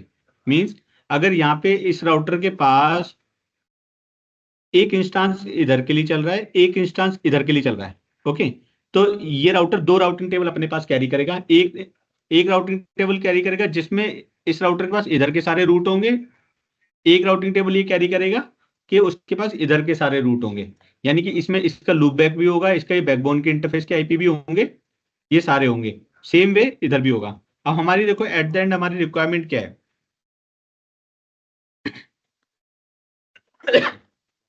सबसे पहले हम बात करते हैं कि यहाँ की हम क्या करते हैं अपने नेटवर्क में, जितने भी एक्सेस रिंग के बॉक्स होते हैं, एक्सेस रिंग के बॉक्स की BGP, एक्सेस रिंग की BGP हम कॉन्फ़िगर करते हैं किससे? उसके एग्रीगेटर के साथ। ओके, यहाँ पे हम IBGP चलाते हैं, अपने एग्रीगेटर के साथ IBGP कॉन्फ़िगर करते हैं। इसके लिए एग्रीगेटर, एक्सेस रिंग का कोई भी बॉक्स है उसके लिए एग्रीगेटर क्या एक्ट करता है? Like as a inline RR। Okay, और हमारे को क्या है कि अगर नेटवर्क में RR कॉन्फ़िगर करना है, it means we are talking about BGP। Okay, we are talking about BGP. Otherwise what will happen कि हमारे को इनलाइन आरआर का कहीं पे रोल नहीं आएगा। जब भी मैं whenever we talk about RR, it means we are talking about some BGP concept. Okay, तो अगर हमारे को इनलाइन आरआर कॉन्फ़िगर करना है तो इट मींस हमारे को इन राउटर के साथ जो भी एग्रीगेटर राउटर है उसकी बीजीपी कॉन्फ़िगर करनी पड़ेगी। और बीजीपी हम यहाँ पे कौन सी बीजीपी पे चला रहे हैं, यहाँ पे मल्टी होप। ये हमारी डायरेक्ट कनेक्टेड नहीं है कोई भी राउटर। ओके, देखो हम यहाँ पे क्या है कि ये जो राउटर का लूप बैक है और इस राउटर का जो लूप बैक है, एक दूसरे से हमने रीचेबल कैसे कर दिया, via ISI instance. Okay, via ISI.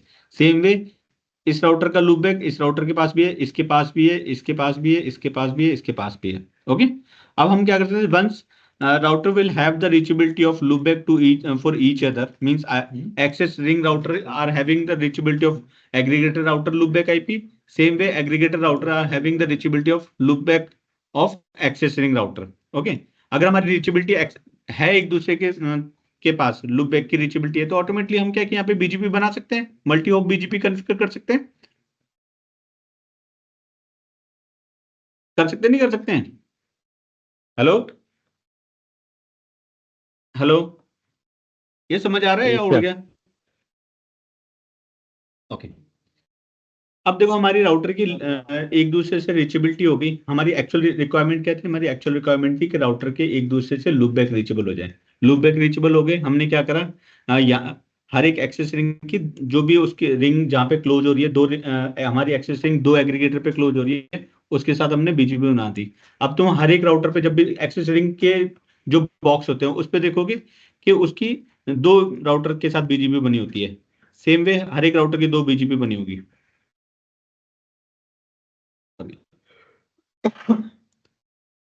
ऐसी दिखता है तुम्हारे को हमेशा, किसी भी बॉक्स पे देख लेना लॉगिन करके।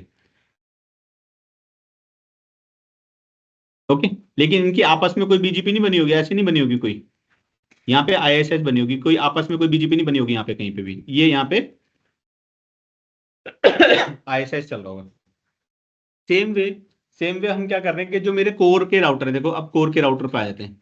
कोर के जो राउटर है, देखो core, whenever we talk about the core routers, means we are talking about such routers which are totally free of BGP, means the routers where we have not configured BGP. Okay, तो फिर ये कैसे हैं, मतलब function में इनका कैसे different है। जो हमारे कोर के राउटर हैं, कोर के राउटर हमारे these routers are totally acting as a transit router, they are just receiving traffic and passing the traffic. Okay, तो इनका क्या ये कैसे कनेक्ट है, same way like we have connected router of ISS ring, access ring, same way we have connected router of core ring. Okay, यहाँ पे भी हर एक राउटर जो भी उसका नेबर राउटर है, नेबर राउटर के साथ हमने ISS चला लिया।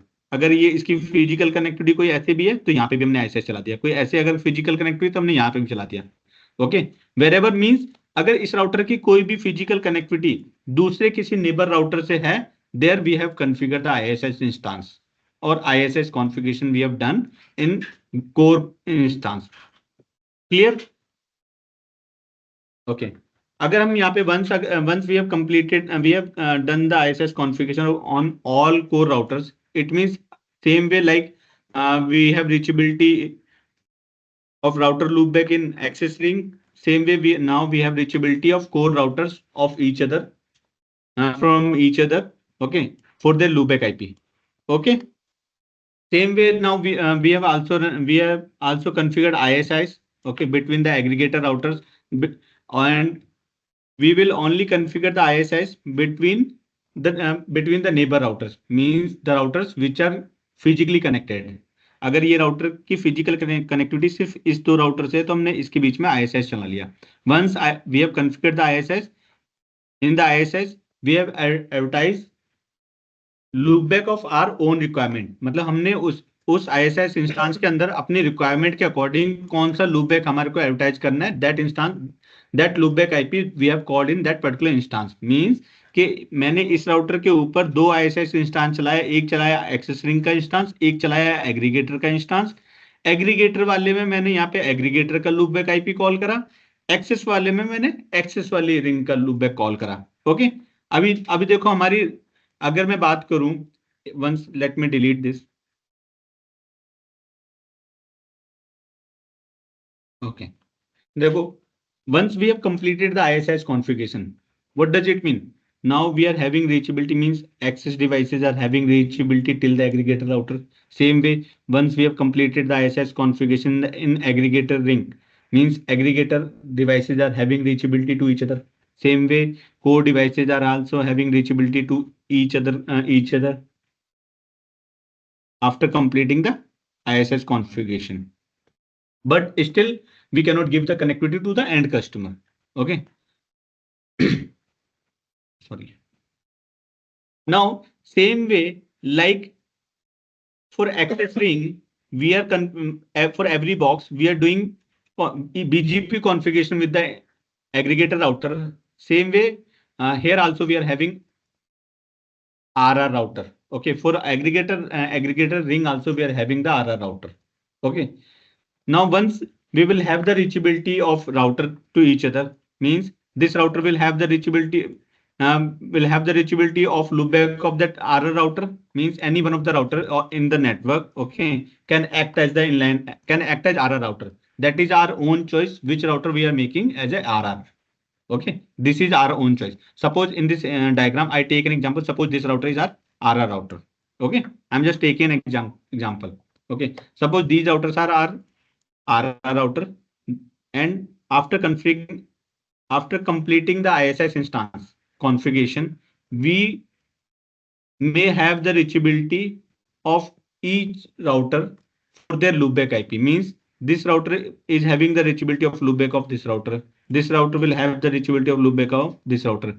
And why I'm telling? Because I told aggregator and core are the part of same instance, but I think some people have confusion because when they will log in on this device, they will see core on the core router. You will see the name of instance is different, and on aggregator router you will see the name of ISIS instance is different. But these are the same instance. Only name is different. Otherwise, both are the part of same instance. Okay. Now, okay. Once we will have the reachability of each router till the router of which we want to make as a RR router. Then it means we can make multi-hop BGP configuration. Okay, because we have reachability via ISIS like this way. We are learning how we are learning the loopback IP of each other. This router is advertising their loopback IP to this router. This router is advertising loopback to this router, and this router is advertising loopback to this router. Same way, this router is advertising loopback IP to this router, and this router. Means now we can make BGP between this to this. We can make it. Okay. Yes, sir. Now it means now aggregator router is having reachability with the aggregate with their RR router. Same way we talk about access ring is having reachability with their inline RR router, but still we cannot give the connectivity to the end customer. Okay.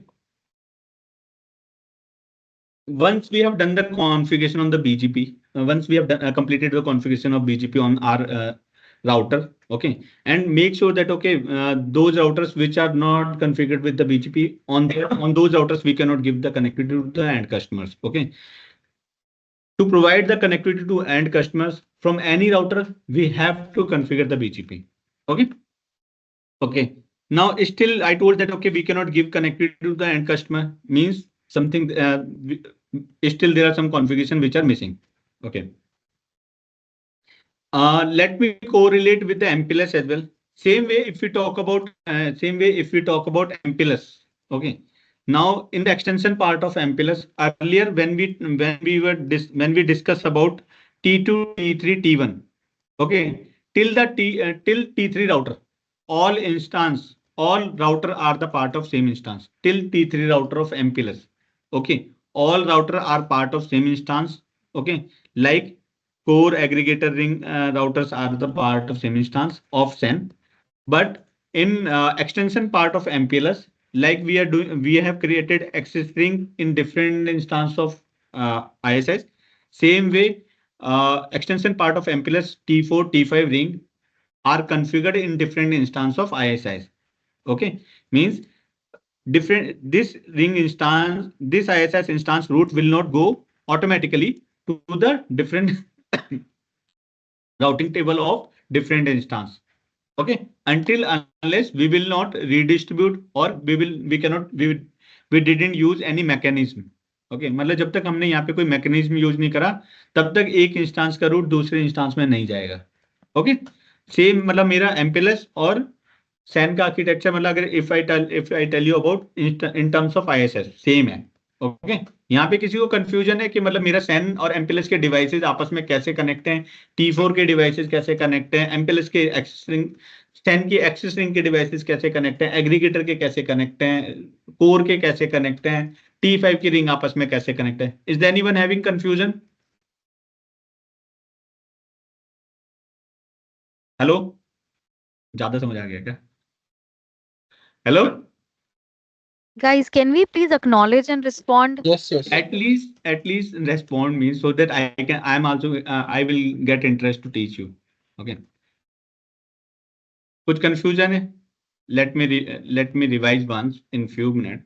Okay, देखो पहले तो क्या है कि हम अपने पूरे network को हायरार्किकल आर्किटेक्चर में डिवाइड किया. क्यों डिवाइड किया? क्योंकि हमारे नेटवर्क में डिवाइस बहुत ज्यादा है. ओके, बहुत ज्यादा डिवाइस हैं. इट मींस अगर मैं सारे राउटर को एक ही इंस्टांस में रख दूंगा तो मेरे हर एक राउटर के पास बहुत सारे रूट हो जाएंगे. ओके, जो मेरे डिवाइस अगर मेरे राउटर पे रूट बहुत ज्यादा है इट मींस उसको राउटिंग हैंडलिंग कैपेसिटी बहुत ज्यादा चाहिए. ओके, और एक्सेस रिंग में हम क्या है, एक्सेस रिंग में हम छोटे डिवाइस लगा रहे हैं. Okay, these devices are not having good capacity to handle routes. Okay, ये स्मॉल राउटर हैं. तो हमने क्या करा, अपने नेटवर्क को हायरार्किकल आर्किटेक्चर में डिवाइड किया. कोर रिंग में हमने बड़े कोर और एग्रीगेटर में बड़े राउटर लगाए और एक्सेस रिंग में हमने छोटे छोटे राउटर लगाए. एक्सेस रिंग के जो राउटर है उनको हमने डिफरेंट इंस्टांस में कॉन्फ़िगर करा. एग्रीगेटर कोर रिंग के जो डिवाइसेज है उनको हमने डिफरेंट इंस्टांस में कॉन्फ़िगर करा. सेम वे अगर हम बात करें एमपीएलएस की, उसमें मेरे T3, T2, T1 these are part of same instance. But अगर मैं बात करूं T4, T5, T4 मेरे एक डिफरेंट इंस्टांस में कॉल है, T5 मेरे एक डिफरेंट इंस्टांस में कॉल है. ओके, T5 का रूट T4 में नहीं आ सकता जब तक हम उसमें रिडिस्ट्रीब्यूशन या कुछ एक एडिशनल मैकेनिज्म यूज नहीं करेंगे. T4, T5 दोनों के रूट मेरे T3 वाले इंस्टांस में नहीं आ सकते. सेम वे अगर मैं सैन की बात करूं, किसी भी एक्सेस रिंग का route without using any additional mechanism एक इंस्टांस का रूट दूसरे इंस्टांस में नहीं जाएगा, यानी कि इस रिंग का रूट इस रूट में नहीं जाएगा. ओके, क्यों हमने इंस्टांस यूज करे और हमने यहाँ पे ISIS क्यों चलाया? To make the reachability of loopback. Okay, once using ISIS हमारे राउटर की लूप बैक की आईपी रीचेबिलिटी हो गई उसके एग्रीगेटर राउटर और इनलाइन आरआर की तरफ. ओके, मतलब जिस भी राउटर से हमारे एक्सेस रिंग के या एक्सेस डिवाइस के या फिर कोई एग्रीगेटर डिवाइस की हमें बीजीपी कॉन्फ़िगर करनी है. At the end what is our motto कि एक्सेस रिंग की रीचेबिलिटी हमें करनी है उसके एग्रीगेटर के साथ. ओके, और एग्रीगेटर की रीचेबिलिटी करनी है हमारे को जो भी उसका एग्रीगेटर राउटर, जो भी उसका आरआर राउटर होगा. हमारी ये रिक्वायरमेंट है. Okay, so we have done this. Now what we are doing, when you will see the BGP configuration of this aggregator router, okay, and you will see the BGP configuration of any access router, you will see using network command in case of MPLS. First I'm telling about the MPLS. Okay, in case of MPLS, when you will see the MPLS configuration in the route MPLS configuration, okay, sorry, when you will see the BGP configuration of MPLS router, you will see कि मेरे जो यहाँ पे T3 का router है. Okay, like San के case में aggregator है और एमपीएलएस के केस में यहाँ पे T3 का राउटर है जिसपे हमारी T4 की रिंग क्लोज होती है. ओके, और सैन के केस में मेरी एक्सेस की रिंग क्लोज होती है एग्रीगेटर पे. बस इतना डिफरेंस है, नाम अलग है. Okay, otherwise functionality wise same है. हम क्या करते हैं, यहाँ पे जो मैंने एग्रीगेटर की तरफ लूप बैक जो कॉल कॉन्फ़िगर करा था उस लूप बैक को हमने नेटवर्क कमांड से बीजीपी में एडवर्टाइज कर दिया. ओके, सेम वे हर एक एक्सेस रिंग पे जो हमने उसका एक लूप बैक बनाया था वो हमने बीजीपी में नेटवर्क कमांड से एडवर्टाइज कर दिया एमपीएलएस के केस में. ओके, अगर मान लो देखो अब हमारे को पता है कि एक राउटर पे हम एक ही बीजीपी का एएस चला सकते हैं, दो एएस नहीं चला सकते. एक राउटर पे एक ही बीजीपी का इंस्टांस चलता है, मतलब एक राउटर पे दो बीजीपी के इंस्टांस नहीं चल सकते. ये मतलब पूरे कहीं पे भी मतलब ये ऐसी ग्लोबल मतलब as basic concept of BGP. Okay, हमने क्या करा यहाँ पे, अगर मान लो बीजीपी में मैंने नेटवर्क कमांड से ये वाली आईपी एडवर्टाइज कर दी और ये वाली एडवर्टाइज कर दी, इट मींस इस राउटर के पास, इस राउटर की बीजीपी की टेबल में मेरे पास दोनों राउटर के लूप बैक आईपी हैं, जो मेरे यहाँ का भी है यहाँ का भी है।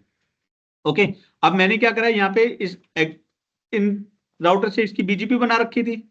अगर मैंने इन राउटर से इनकी बीजीपी बना रखी है तो इसका मतलब इन राउटर के पास जो भी इस राउटर के पास राउटिंग टेबल में रूट थे बीजीपी के, वो इसके पास रिसीव हो जाएंगे। क्यों रिसीव हो जाएंगे? क्योंकि हमने इसकी बीजीपी यहां से कॉन्फ़िगर कर रखी है।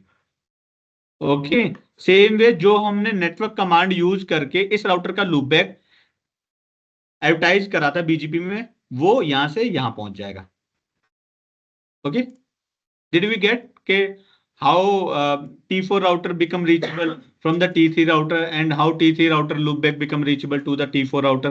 Same way if we talk about in case of SAN, SAN में हमने ऐसा नहीं करा। SAN में there are the different concept that we are using in the SAN.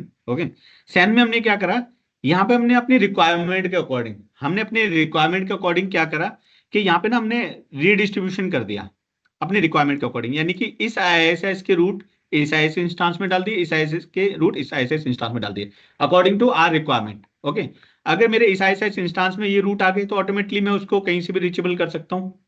Okay, यानी कि इस एग्रीगेटर की तो बीजीपी थी नहीं इस राउटर से, लेकिन इस राउटर के पास, इस वाले राउटर के पास इस राउटर का लूपबैक कैसे रीचेबल हुआ? क्योंकि हमने यहाँ पे रीडिस्ट्रीब्यूशन कर दिया है। यहां तक किसी को कंफ्यूजन है guys? Anyone is having confusion? What is the difference No, between sir. SAN and MPLS? Sorry? So I've asked one question in the chat box. Okay, that I'll answer. Sure. Okay, Rahul chat में answer करते रहना ना। Okay, ये जी आपका question है why we use IISS and not mute कर ले भाई, म्यूट कर ले, म्यूट कर ले protocol. Rahul let me continue, you can answer in the chat. हाँ देखो, वैसे एक्सप्लेन करता हूँ एक बार जल्दी देखो- काम हो जाएगा, क्योंकि चैट में आंसर करने में मुझे वो टाइम लग जाएगा, है ना, क्योंकि टाइम कम बचा हुआ है, no issue 4:47 that you can answer in the chat. है ना। देखो क्या है कि अब- OSPF, जब आप पहले OSPF यूज करते थे ना, तो OSPF के साथ क्या है कि हमें V4 के लिए अलग इंस्टांस चलाना पड़ता था, V6 के लिए अलग इंस्टांस चलाना पड़ता है। सबसे बड़ी प्रॉब्लम ये थी कि आपको एक ही राउटर पे दो काम के लिए दो प्रोसेस चलाने पड़ जाएंगे, जबकि यहाँ पे CPU तो हमें हमेशा बचाना होता है, आप वो चलाओगे क्यों। देन हमारे पास यहाँ पे क्या होता है कि आपके पास एक लेड आर्किटेक्चर है, आपके पास कोर है, NP है, एग्रीगेट है, अलग अलग आपको इंस्टांस बनाते हैं, एक के नीचे एक इंस्टांस लगाना पड़ता है आपको। यहाँ पे T6 तक अलग इंस्टांस हो गए सारे। अब OSPF में क्या है कि पहला ही रूल कहता है कि every area must be directly connected with the backbone area. तो अब आप किसी सब एक्सेस रिंग को किसी बेस इंस्टांस का कनेक्ट कराओगे, आपको वर्चुअल लिंक बनाने पड़ेंगे, तो वर्चुअलिंग कॉम्प्लेक्स हो जाएगी। तो ISIS में क्या है, ऐसी बहुत सारी फंक्शनैलिटी है कि आपको V4 V6 में सेपरेट इंस्टांस नहीं चाहिए, आप एक के नीचे एक लेयर ऐड करते जाओ, आपको कोई इश्यूज नहीं है। कोई बैकबोन एरिया वाला कंसेप्ट नहीं है कि नहीं वो तो L2 ही रहेगा, वो तो L1 ही रहेगा, उसको आपको 0 में ही डालना मैंडेटरी है। यहाँ पे आप सबको ISIS L2 बना दो, हमने तो नहीं बनाया यहाँ पे स्टेप एरिया, हाँ जी, हाँ जी। है ना, क्योंकि यहाँ पे जो आप एक्सेस रिंग देखते हो वो भी ISIS L2 है, जो सब एक्सेस रिंग है वो भी L2, सब कुछ L2 है, सिर्फ डिफरेंट इंस्टांसेस हैं। OSPF में पॉसिबिलिटीज नहीं है, क्योंकि सर्विस प्रोवाइडर में आप कहीं भी देखोगे तो वो अब OSPF से हट रहा है, वो ISIS पे जा रहा है, क्योंकि ISIS is more scalable than OSPF service provider के पर्सपेक्टिव से। Yes, sir. ठीक है, Got it, sir. बाकी- Thank you. हाँ, बाकी इसकी लॉन्ग लिस्ट जो है ऑलरेडी, अगर किसी ने LLD खोल के देखी है तो ये डिफरेंसेस वहां पे दिए हुए हैं, बट लिखा हुआ वही जो मैंने आपको भी बताया है, क्योंकि मैंने भी वहीं पे पढ़ा हुआ है। ठीक है, विनय भाई आप कर सकते हो कंटिन्यू।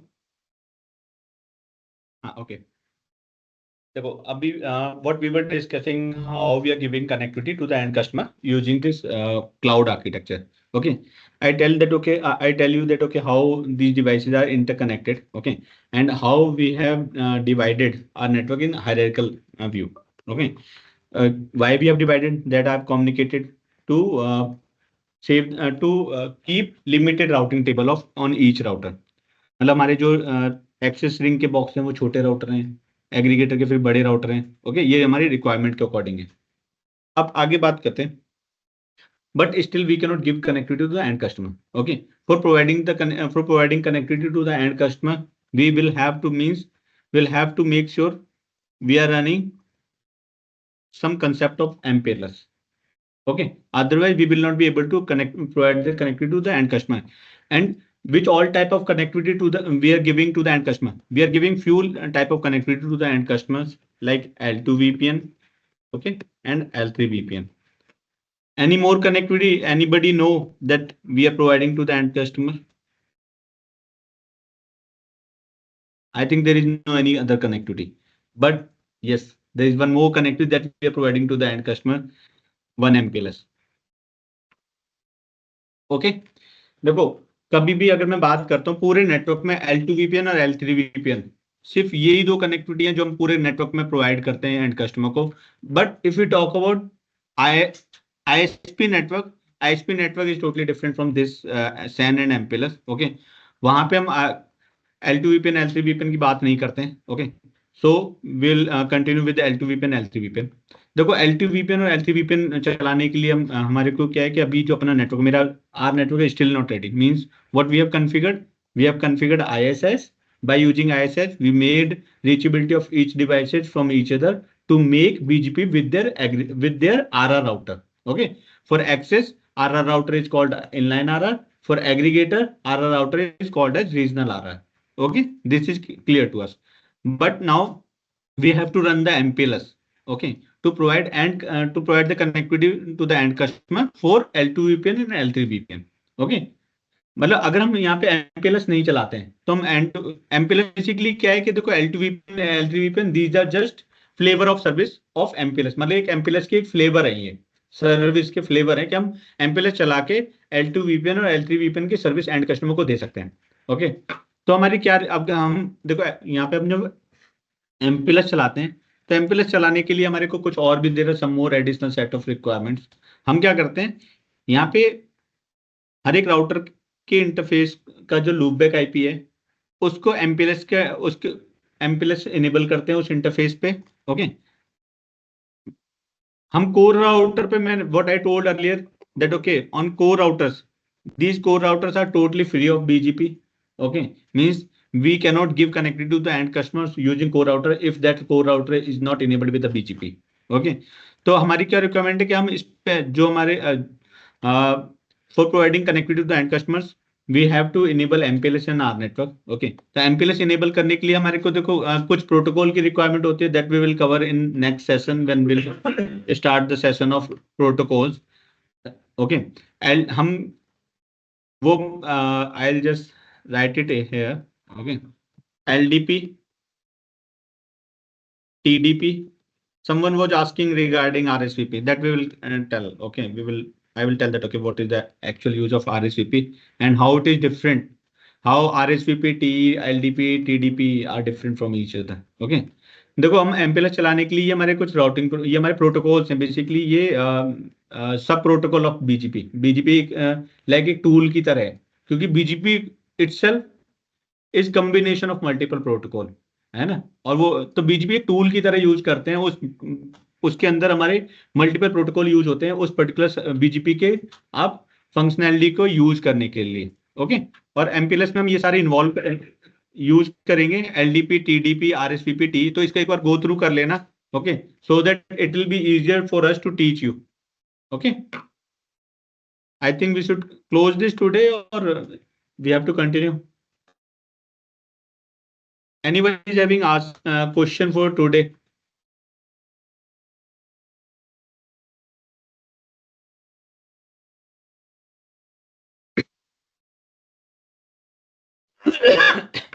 एक I tell you regarding RR. RR we have already explained yesterday. तो मैं कह रहा हूँ कि anyone is having question. अब देखो, हाँ, why I was opening this diagram, I have seen someone have put a question on access ring, sub access ring. What does it mean?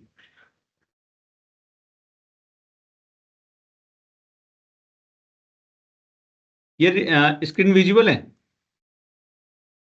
Yes sir. Yes, sir. देखो Yes, sir. हाँ, Yes, sir. या देखो क्या होता है जैसे हम कोई भी रिंग, पहले तो देखो रिंग क्लोजर का कंसेप्ट समझो। रिंग क्लोजर हम हमेशा कैसे करते हैं, वहां पे डिपेंड करता है फाइबर की रीचेबिलिटी के ऊपर, तो फाइबर की अवेलेबिलिटी के ऊपर। अगर मान लो ये रिंग की यहाँ पे जो फाइबर है, अगर यहाँ पे अवेलेबल होती कि हम रीचेबिलिटी इस वाले बॉक्स से कर सकते थे, तो ये कभी भी एक बॉक्स पे क्लोज नहीं होती। यहाँ पे तो सिंगल मतलब सिंगल पॉइंट ऑफ फेलियर हो गया। अगर ये मेरा सिंगल बॉक्स डाउन हो गया तो मेरी ये रिंग डाउन हो जाएगी। तो हमेशा क्या है कि जो कंसेप्ट ये कहता है कि मेरी कोई भी रिंग, अगर मैं बात करूं चाहे 10 की, चाहे मैं एमपीएलएस की किसी भी रिंग की बात करूं, हमेशा क्या है कि वो फाइबर की अवेलेबिलिटी के ऊपर डिपेंड करता है कि उसको किस नियर बाय बॉक्स पे ले जाके उस रिंग को क्लोज करना है। ओके। अब देखो हम जो सैन सैन के केस में एक्सेस रिंग के नीचे सब एक्सेस बना देते हैं। ओके। और एमपीएलएस के केस में हम कह सकते हैं जैसे T3 के नीचे हमने T4 बनाया और T4 के नीचे फिर हमने T5 बना दिया। Okay. Same way like T5 को तुम एक प्रकार से सब एक्सेस बोल सकते हो, लाइक जैसे तुम सैन में बोलते हो sub access ring of access. Basically होता क्या है, देखो जैसे ये जो एक रिंग है, ये रिंग एक बहुत बड़ा एरिया कवर कर रही होगी। जैसे मैं कहूँ कि ये रिंग मान लो गुड़गांव का एरिया कवर कर रही है। ओके। लेकिन हमारे पास गुड़गांव में सेक्टर 8 या मानेसर की साइड से ज्यादा बिजनेस आ रहा है, या हमारे पे वहां पे कस्टमर का बेस बहुत ज्यादा है। तो हम क्या करते हैं कि यहाँ और इस, अब कस्टमर मेरा यहाँ पे मान लो कोई 20 किलोमीटर है, कोई 10 किलोमीटर, 15 किलोमीटर है, तो हम क्या करते हैं यहाँ पे सब एक्सटेंडेड रिंग स्टार्ट कर देते हैं। तो हमने क्या इस रिंग के ऊपर से एक और सब एक्सेस रिंग स्टार्ट कर दी। ओके। और हमने क्या डायरेक्ट कस्टमर, भाई कस्टमर ऐसा नहीं, कस्टमर हमसे कनेक्टिविटी लेने के लिए वो नहीं फाइबर बिछाएगा। ये हमारी आईएसपी क्या करता है, आईएसपी अपने फाइबर की वहां पे फाइबर ले करवाता है। ओके। और नियर बाय पॉप से कस्टमर को कनेक्टिविटी दे देता है।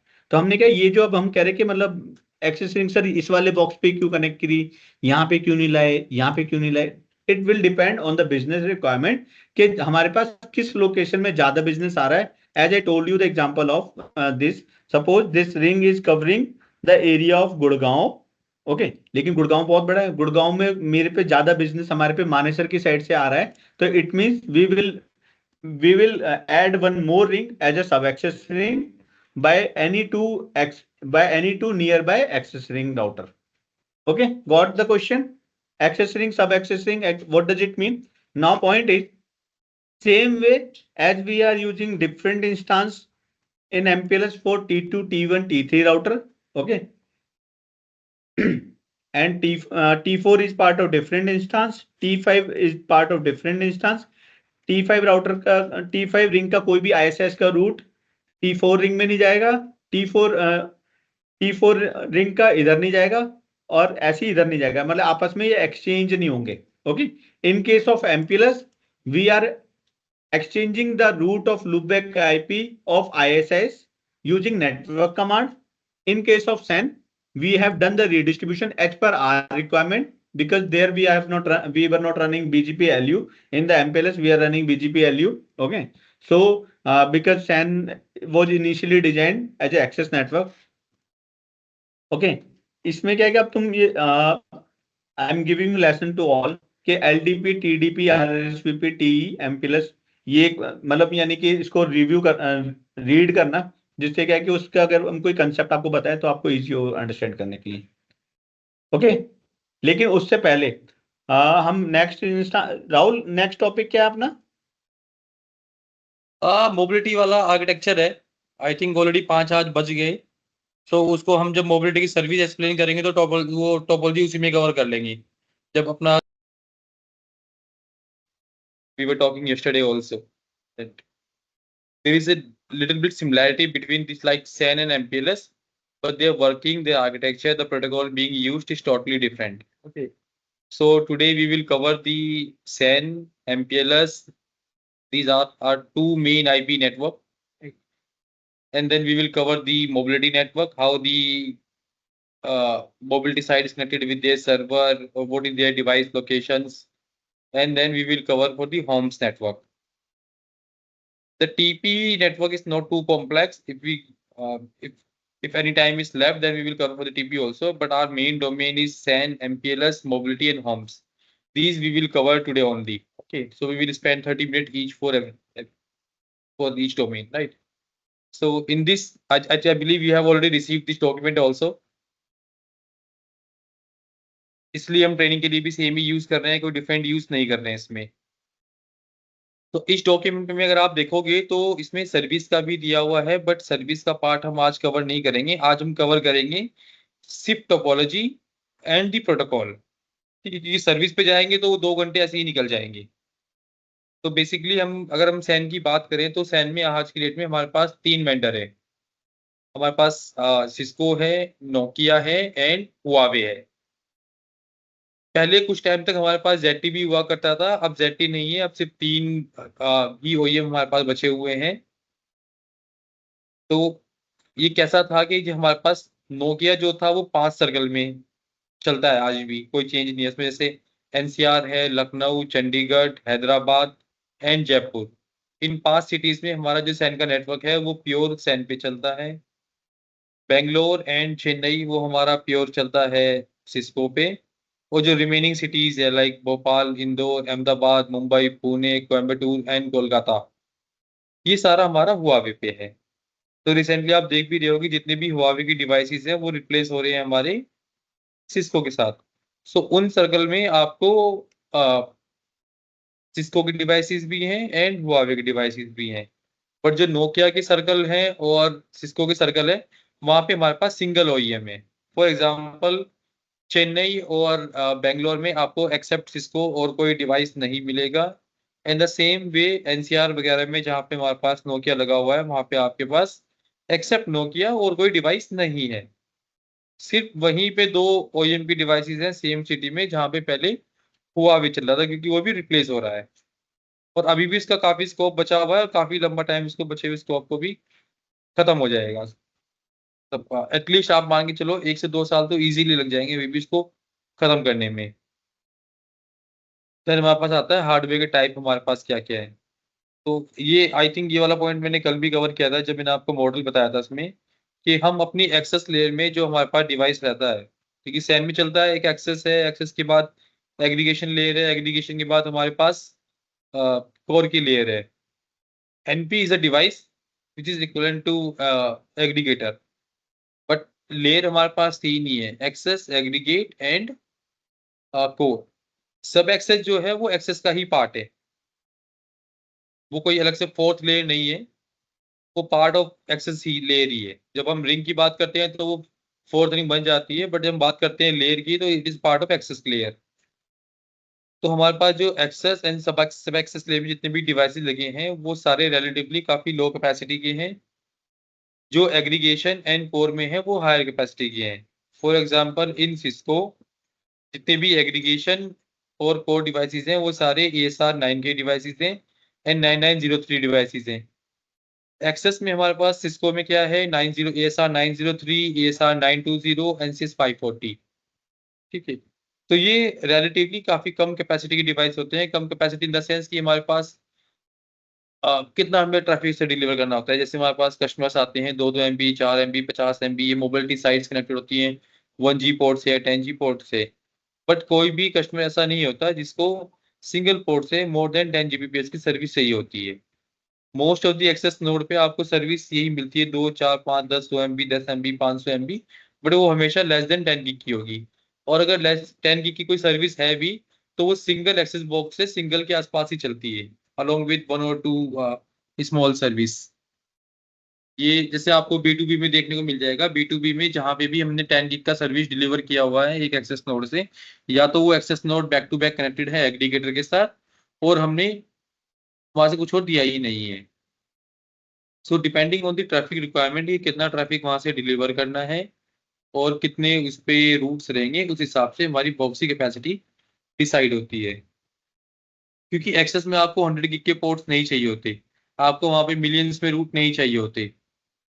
रूट टेबल कम है, उसकी फिब टेबल उसकी कम रहने वाली है, छोटे छोटे लिंक है, तो कोई लॉजिक नहीं है वहां पे बड़ा राउटर लगाने के लिए, क्योंकि बड़ा राउटर आपको कॉस्ट में भी ज्यादा लगता है उसमें, फिर इसको रैक में स्पेस भी ज्यादा चाहिए, उसको पावर का कंजप्शन भी ज्यादा चाहिए, सभी कुछ इसमें एक्स्ट्रा है। ऐसा नहीं है कि एक बार लगा देने से बाद में फ्यूचर बेनिफिट आएगा, फ्यूचर बेनिफिट आएगा ही नहीं कभी उस लेयर पे। ठीक है। देन हमारे पास आती है लिंक कैपेसिटीज। ये कुछ चीजें ऐसी हैं जो यूनिफॉर्म है। आप चाहे सैन के हुआवे में जाएं, सिस्को में जाएं या नोकिया में जाएं, ये चीजें आपको सेम मिलेगी। ऐसा नहीं है कि हुआवे में ऊपर से नीचे तक जितने भी डिवाइसेस लगे हैं वो सारे सेम कैपेसिटी के हैं। सेम रूल वहां भी चलता है कि जो एक्सेस लेयर में डिवाइसेस हैं वो रिलेटिवली लो कैपेसिटी के हैं, और जो एग्रीगेशन एंड कोर में है वो हायर कैपेसिटी के हैं। फॉर एग्जांपल हुआवे में हम जो एग्रीगेशन एंड कोर के डिवाइस रखते हैं वो CX600 सीरीज के हैं, एंड एक्सेस में हम रखते हैं ATN सीरीज के, ATN 910 950p सीरीज के डिवाइसेस।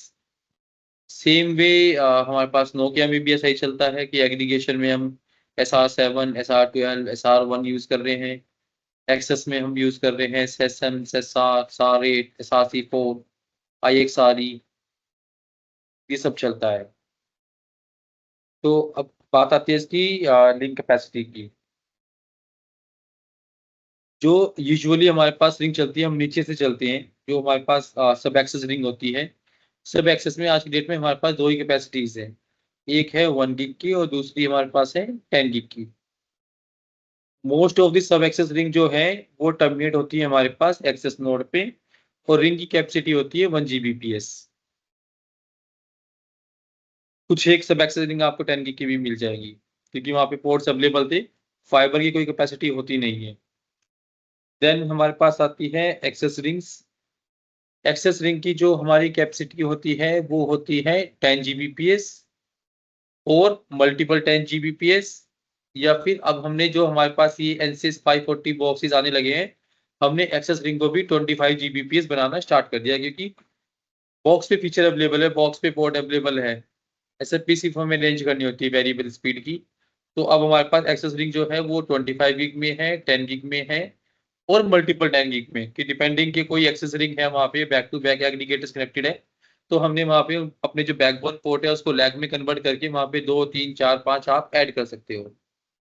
ये भी आपको देखने को मिलेगा B2B स्पेशल सर्विसेज में। मोबिलिटी में इस तरह की रिंग्स नहीं है, क्योंकि B2B में क्या होता है कि हमें वहाँ पे कोई L3 सर्विस डिलीवर नहीं करनी होती, कस्टमर को सिर्फ देनी होती है L2 सर्विस। और L2 के लिए आपको कोई राउटिंग नहीं चाहिए, कुछ नहीं चाहिए, कोई आपको VRF क्रिएट नहीं करना, सिर्फ आपको एक point two point service deliver करनी है। तो उस केस में क्या है कि आप अपना डिवाइस को आप 50-60 Gbps तक भी ले जा सकते हो। बट अगर आपको मान सपोज कर कि आपको 500 अगर VRF कन्फिगर करने पड़ जाए एक्सेस बॉक्स पे, तो आप वो नहीं कर पाओगे। भले ही सबको हर कस्टमर को 1-1 MB का लिंक चाहिए, तो कंसोल लोड कितना हुआ 500 MB का लिंक, तो हम उस वे में 500 MB का लिंक भी डिलीवर नहीं कर सकते अगर 500 कस्टमर आ जाएं और सबके सब 1-1 MB का लिंक डिमांड करने लगे, क्योंकि हमारे पास हम ट्रैफिक तो उतना हैंडल कर लेंगे बट उतनी बड़ी एक्सेस बॉक्स पे राउटिंग टेबल हैंडल नहीं कर पाएंगे। इवन वो डिवाइसेस उतनी VRF भी सपोर्ट नहीं करते। सो L2 के केस में आप चला सकते हो उसको, बट L3 के केस में उसमें ज्यादा लिमिटेशंस हमारे पास एक्सेस में रहती है। देन हमारे पास आता है SAN डिवाइस का नेमिंग नोमेनक्लेचर। मैं एक बार अपनी एनी इन्वेंटरी खोल लेता हूँ बेटर अंडरस्टैंडिंग के लिए। ये मैंने पहले से खोल के रखी हुई है, मैं यहाँ पे फिल्टर लगा लेता हूँ।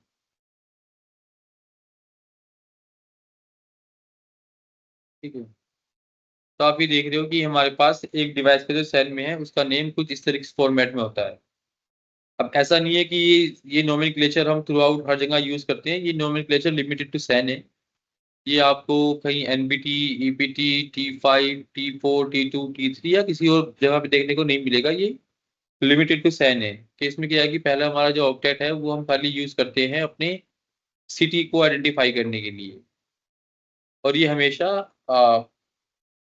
नॉट हमेशा मोस्टली ये 3 डिजिट का मिलेगा, बट कुछ एक एरियाज में अभी हमने इसको 4 डिजिट भी कर लिया। For example Port Blair and Prayagraj, इन दो सिटीज में आपको ये फर्स्ट वाला जो सिटी लेवल है ये हमारे पास 4 डिजिट का भी है। Otherwise on all location it is still for 3 letters only. ठीक है, देन हमारे पास जैसे अब क्या होता है कि एक आपके पास मेन सिटी हो गई, सिटी के अंदर भी फिर हमारे पास स्मॉलर लोकेशंस होती है। जैसे मैं यहाँ पे एग्जांपल ले लेता हूँ OI। तो जैसे ये हमारे पास लोकेशन है, ये न्यू दिल्ली सिटी है, पहले 3 लेटर पता लग रहा है, उसके बाद हमारे पास आता है OI। अब OI बताता है उस सिटी में एक नेक्स्ट लोकेशन को कि जो विद इन द सिटी है।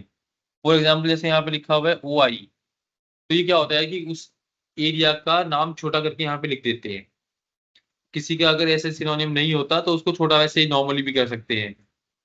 जैसे हम अहमदाबाद की बात करें तो वहां पे एक एरिया है एस्टॉन टावर, तो उसको AST लिख दिया। अब ऐसा नहीं है कि उसको AT लिखेंगे। यहाँ पे OI का मतलब है ओखला इंडस्ट्रियल स्टेट। ठीक है। देन जो बाद में 3 लेटर आते हैं वो हमारे आते हैं उस लोकेशन कोड। जितनी भी ENG की लोकेशन हमारे पास होती हैं, हर किसी का एक लोकेशन कोड होता है। 901, 902, 903, 904 टाइप ऑफ लोकेशन की लोकेशन का टाइप क्या है। 901 लोकेशन जो है वो हमेशा आपको मिलेगी, वो भारतीय ओन लोकेशन है जो भारतीय के प्रोमाइसिस में है या हमारा खुद का पोर्ट। कस्टमर की आप देखोगे तो वो आपको एक अलग लोकेशन मिलेगा, 903, 904 ऐसे करके आएगा निकल के। मोबिलिटी का देखोगे तो 902 करके आ जाएगा। देन हमारे पास आता है device type and sequence number.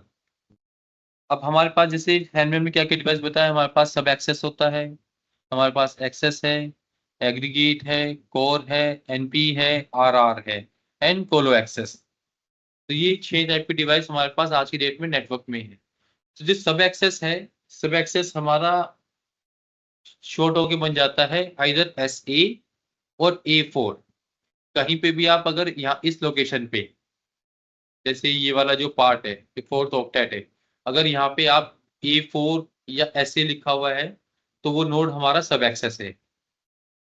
अगर यहाँ पे AC लिखा हुआ है तो वो एक्सेस है। CR लिखा हुआ है तो कोर है, NP लिखा हुआ है तो NPE है, CA लिखा हुआ है कोलो एक्सेस है, और अगर AG लिखा हुआ है तो एग्रीगेटर है, एंड देन RR लिखा है तो वो हमारा RR राउटर हो जाएगा। तो इससे पता लगता है कि हमारा वो डिवाइस टाइप क्या है। देन हमारे पास आता है ये इसी में ही फर्स्ट लेटर, हमेशा आप देखते हो 1 2 3 4 5 6 ऐसे बढ़ता रहता है, 11 12 13 15 18 19 तक जाता है ऐसे। अब सपोज करो कि एक ये दिल्ली में ही सेम OI 901 पे अगर 4 एक्सेस बॉक्स रखे हुए हैं सेम लोकेशन पे, तो उनका तो नाम सेम हो जाएगा। तो उनको क्या कर देते हैं, 1AC 2AC 3AC 4AC। तो अगर सेम लोकेशन पे सेम टाइम का डिवाइस अगर 1 2 3 4 अगर बढ़ते जा रहे हैं तो उनका यहाँ पे नंबर बढ़ता हो जाएगा। और इसको हम बाद में रीअरेंज नहीं करते, मतलब ऐसा नहीं है कि कभी आ, आज पहले 1AC था, 1AC के बाद 2AC आया, 2AC के बाद 1AC चला गया, तो फिर हमने 2AC का नाम 1AC कर दिया। तो नेमिंग हम इतनी इजीली चेंज नहीं करते क्योंकि ये रिकॉर्ड्स में अपडेट रहता है, फिर आपको सब कुछ अपडेट करना होता है। कोलो, स्पेशली कोलो के केस में ही, है ना, स्पेशली कोलो के केस में ही कोलो का भी हमें एक पेयर बनाना होता है, क्योंकि आपको रिंग क्लोज करनी होती है तो वहां पे आपको 2 कोलो बॉक्स ही होते हैं हर जगह। तो उसमें क्या है कि इसके बाद एक अंडरस्कोर और ऐड कर दिया, उसके आगे लिखना स्टार्ट कर दिया हमने 1 और 2, ताकि वो नेम हमेशा हमारा यूनिक बना रहे। देन हमारे पास ये जो पार्ट आता है, ये स्टार्ट होता है हमारा वेंडर एंड मॉडल टाइप से।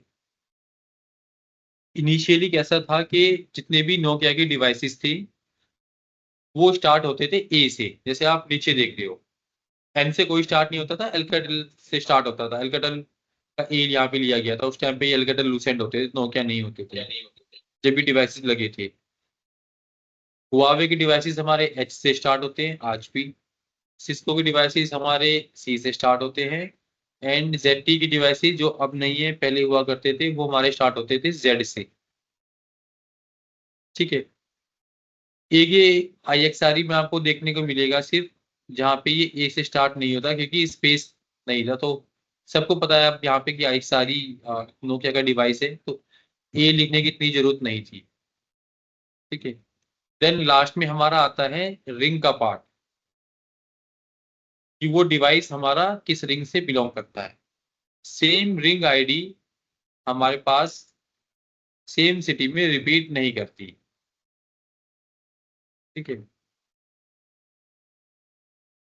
डिफरेंट लेयर पे रिपीट कर सकती है, मतलब R001 एक्सेस में भी हो सकती है, R001 एग्रीगेट में भी हो सकती है, बट दो R001 एक्सेस में या दो R001 एग्रीगेट में नहीं हो सकती। ठीक है साहब। तो अब हमें देखना होता है कि भाई ये डिवाइस कौन सी रिंग में है, तो उसका कौन सा एग्रीगेटर निकलेगा, नेबर कौन से होंगे, टोपोलॉजी क्या है, सब कुछ अपडेट करना होता है। तो इसलिए हर डिवाइस को हमें एक रिंग आईडी भी एलोकेट करनी होती है।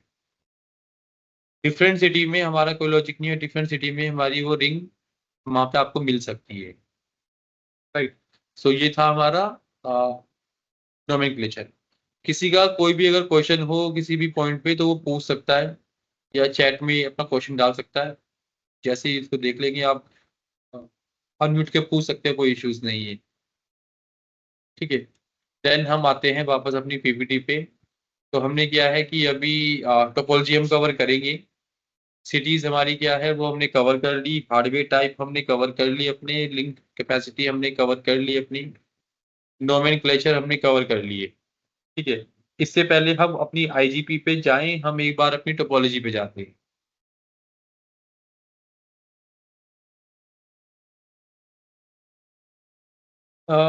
आई गेस ये टोपोलॉजी हमारी बिल्कुल सही है ना, इजी टू अंडरस्टैंड। सर्विसेज भी इसमें हमें दिख रही है कहाँ से क्या कनेक्टेड होता है। राइट।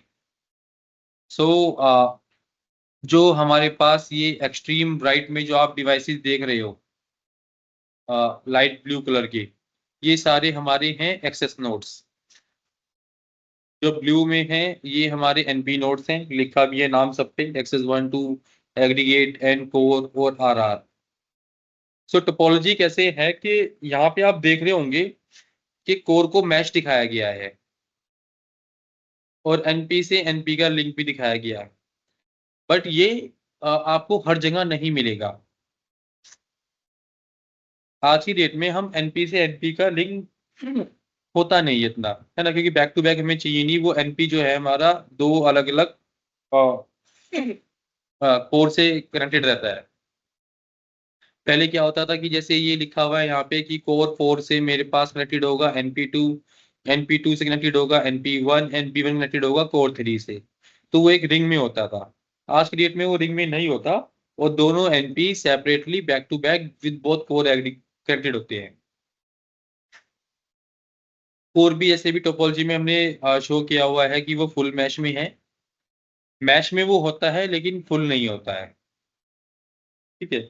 मैश होगा बट फुल नहीं होगा कभी भी कि हर कोर से हर कोर के लिए डायरेक्टली लिंक्स अवेलेबल है।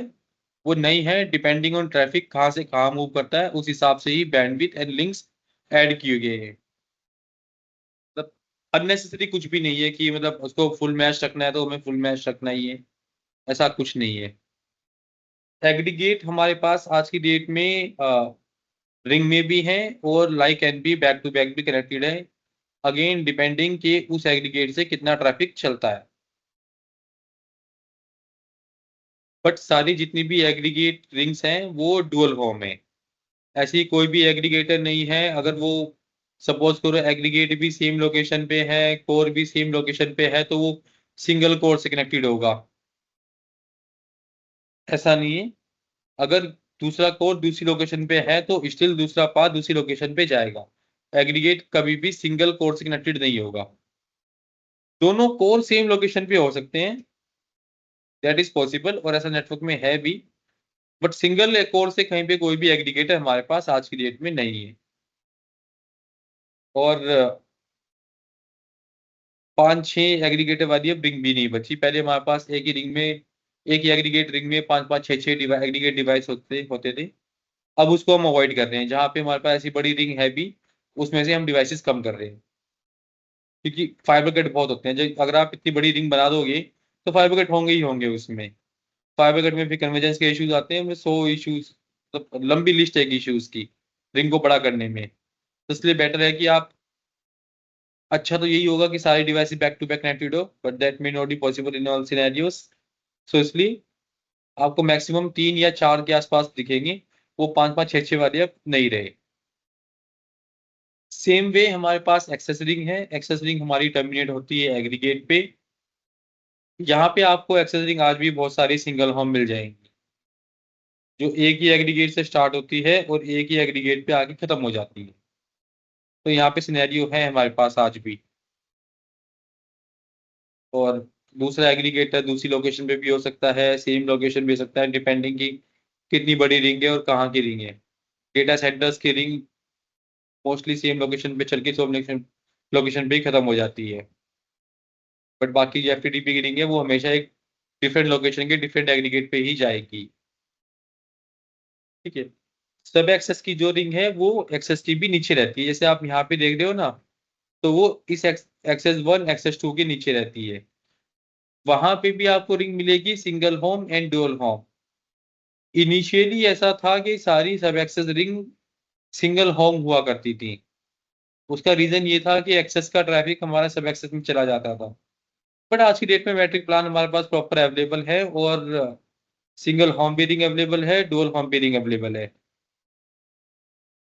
इसमें किसी का कोई क्वेश्चन?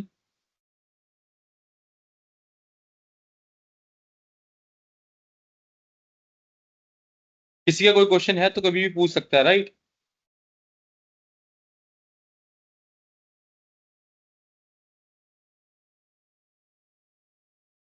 सबके माइक बंद, सबके सबके कैमरा बंद हो चुके हैं वापस।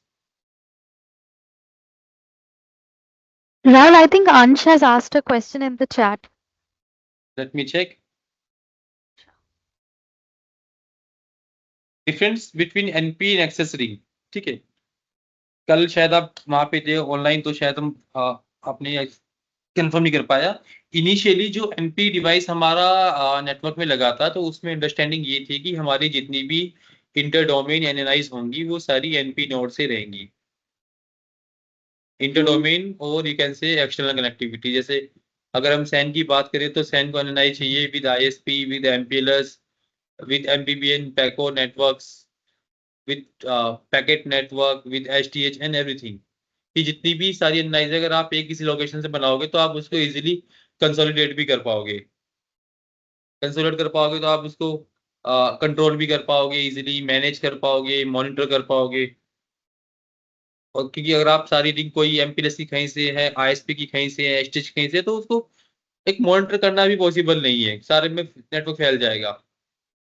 तो एनपी हमारे पास सिर्फ और सिर्फ हमारी मेन फाइबर पॉप लोकेशंस पे अवेलेबल है।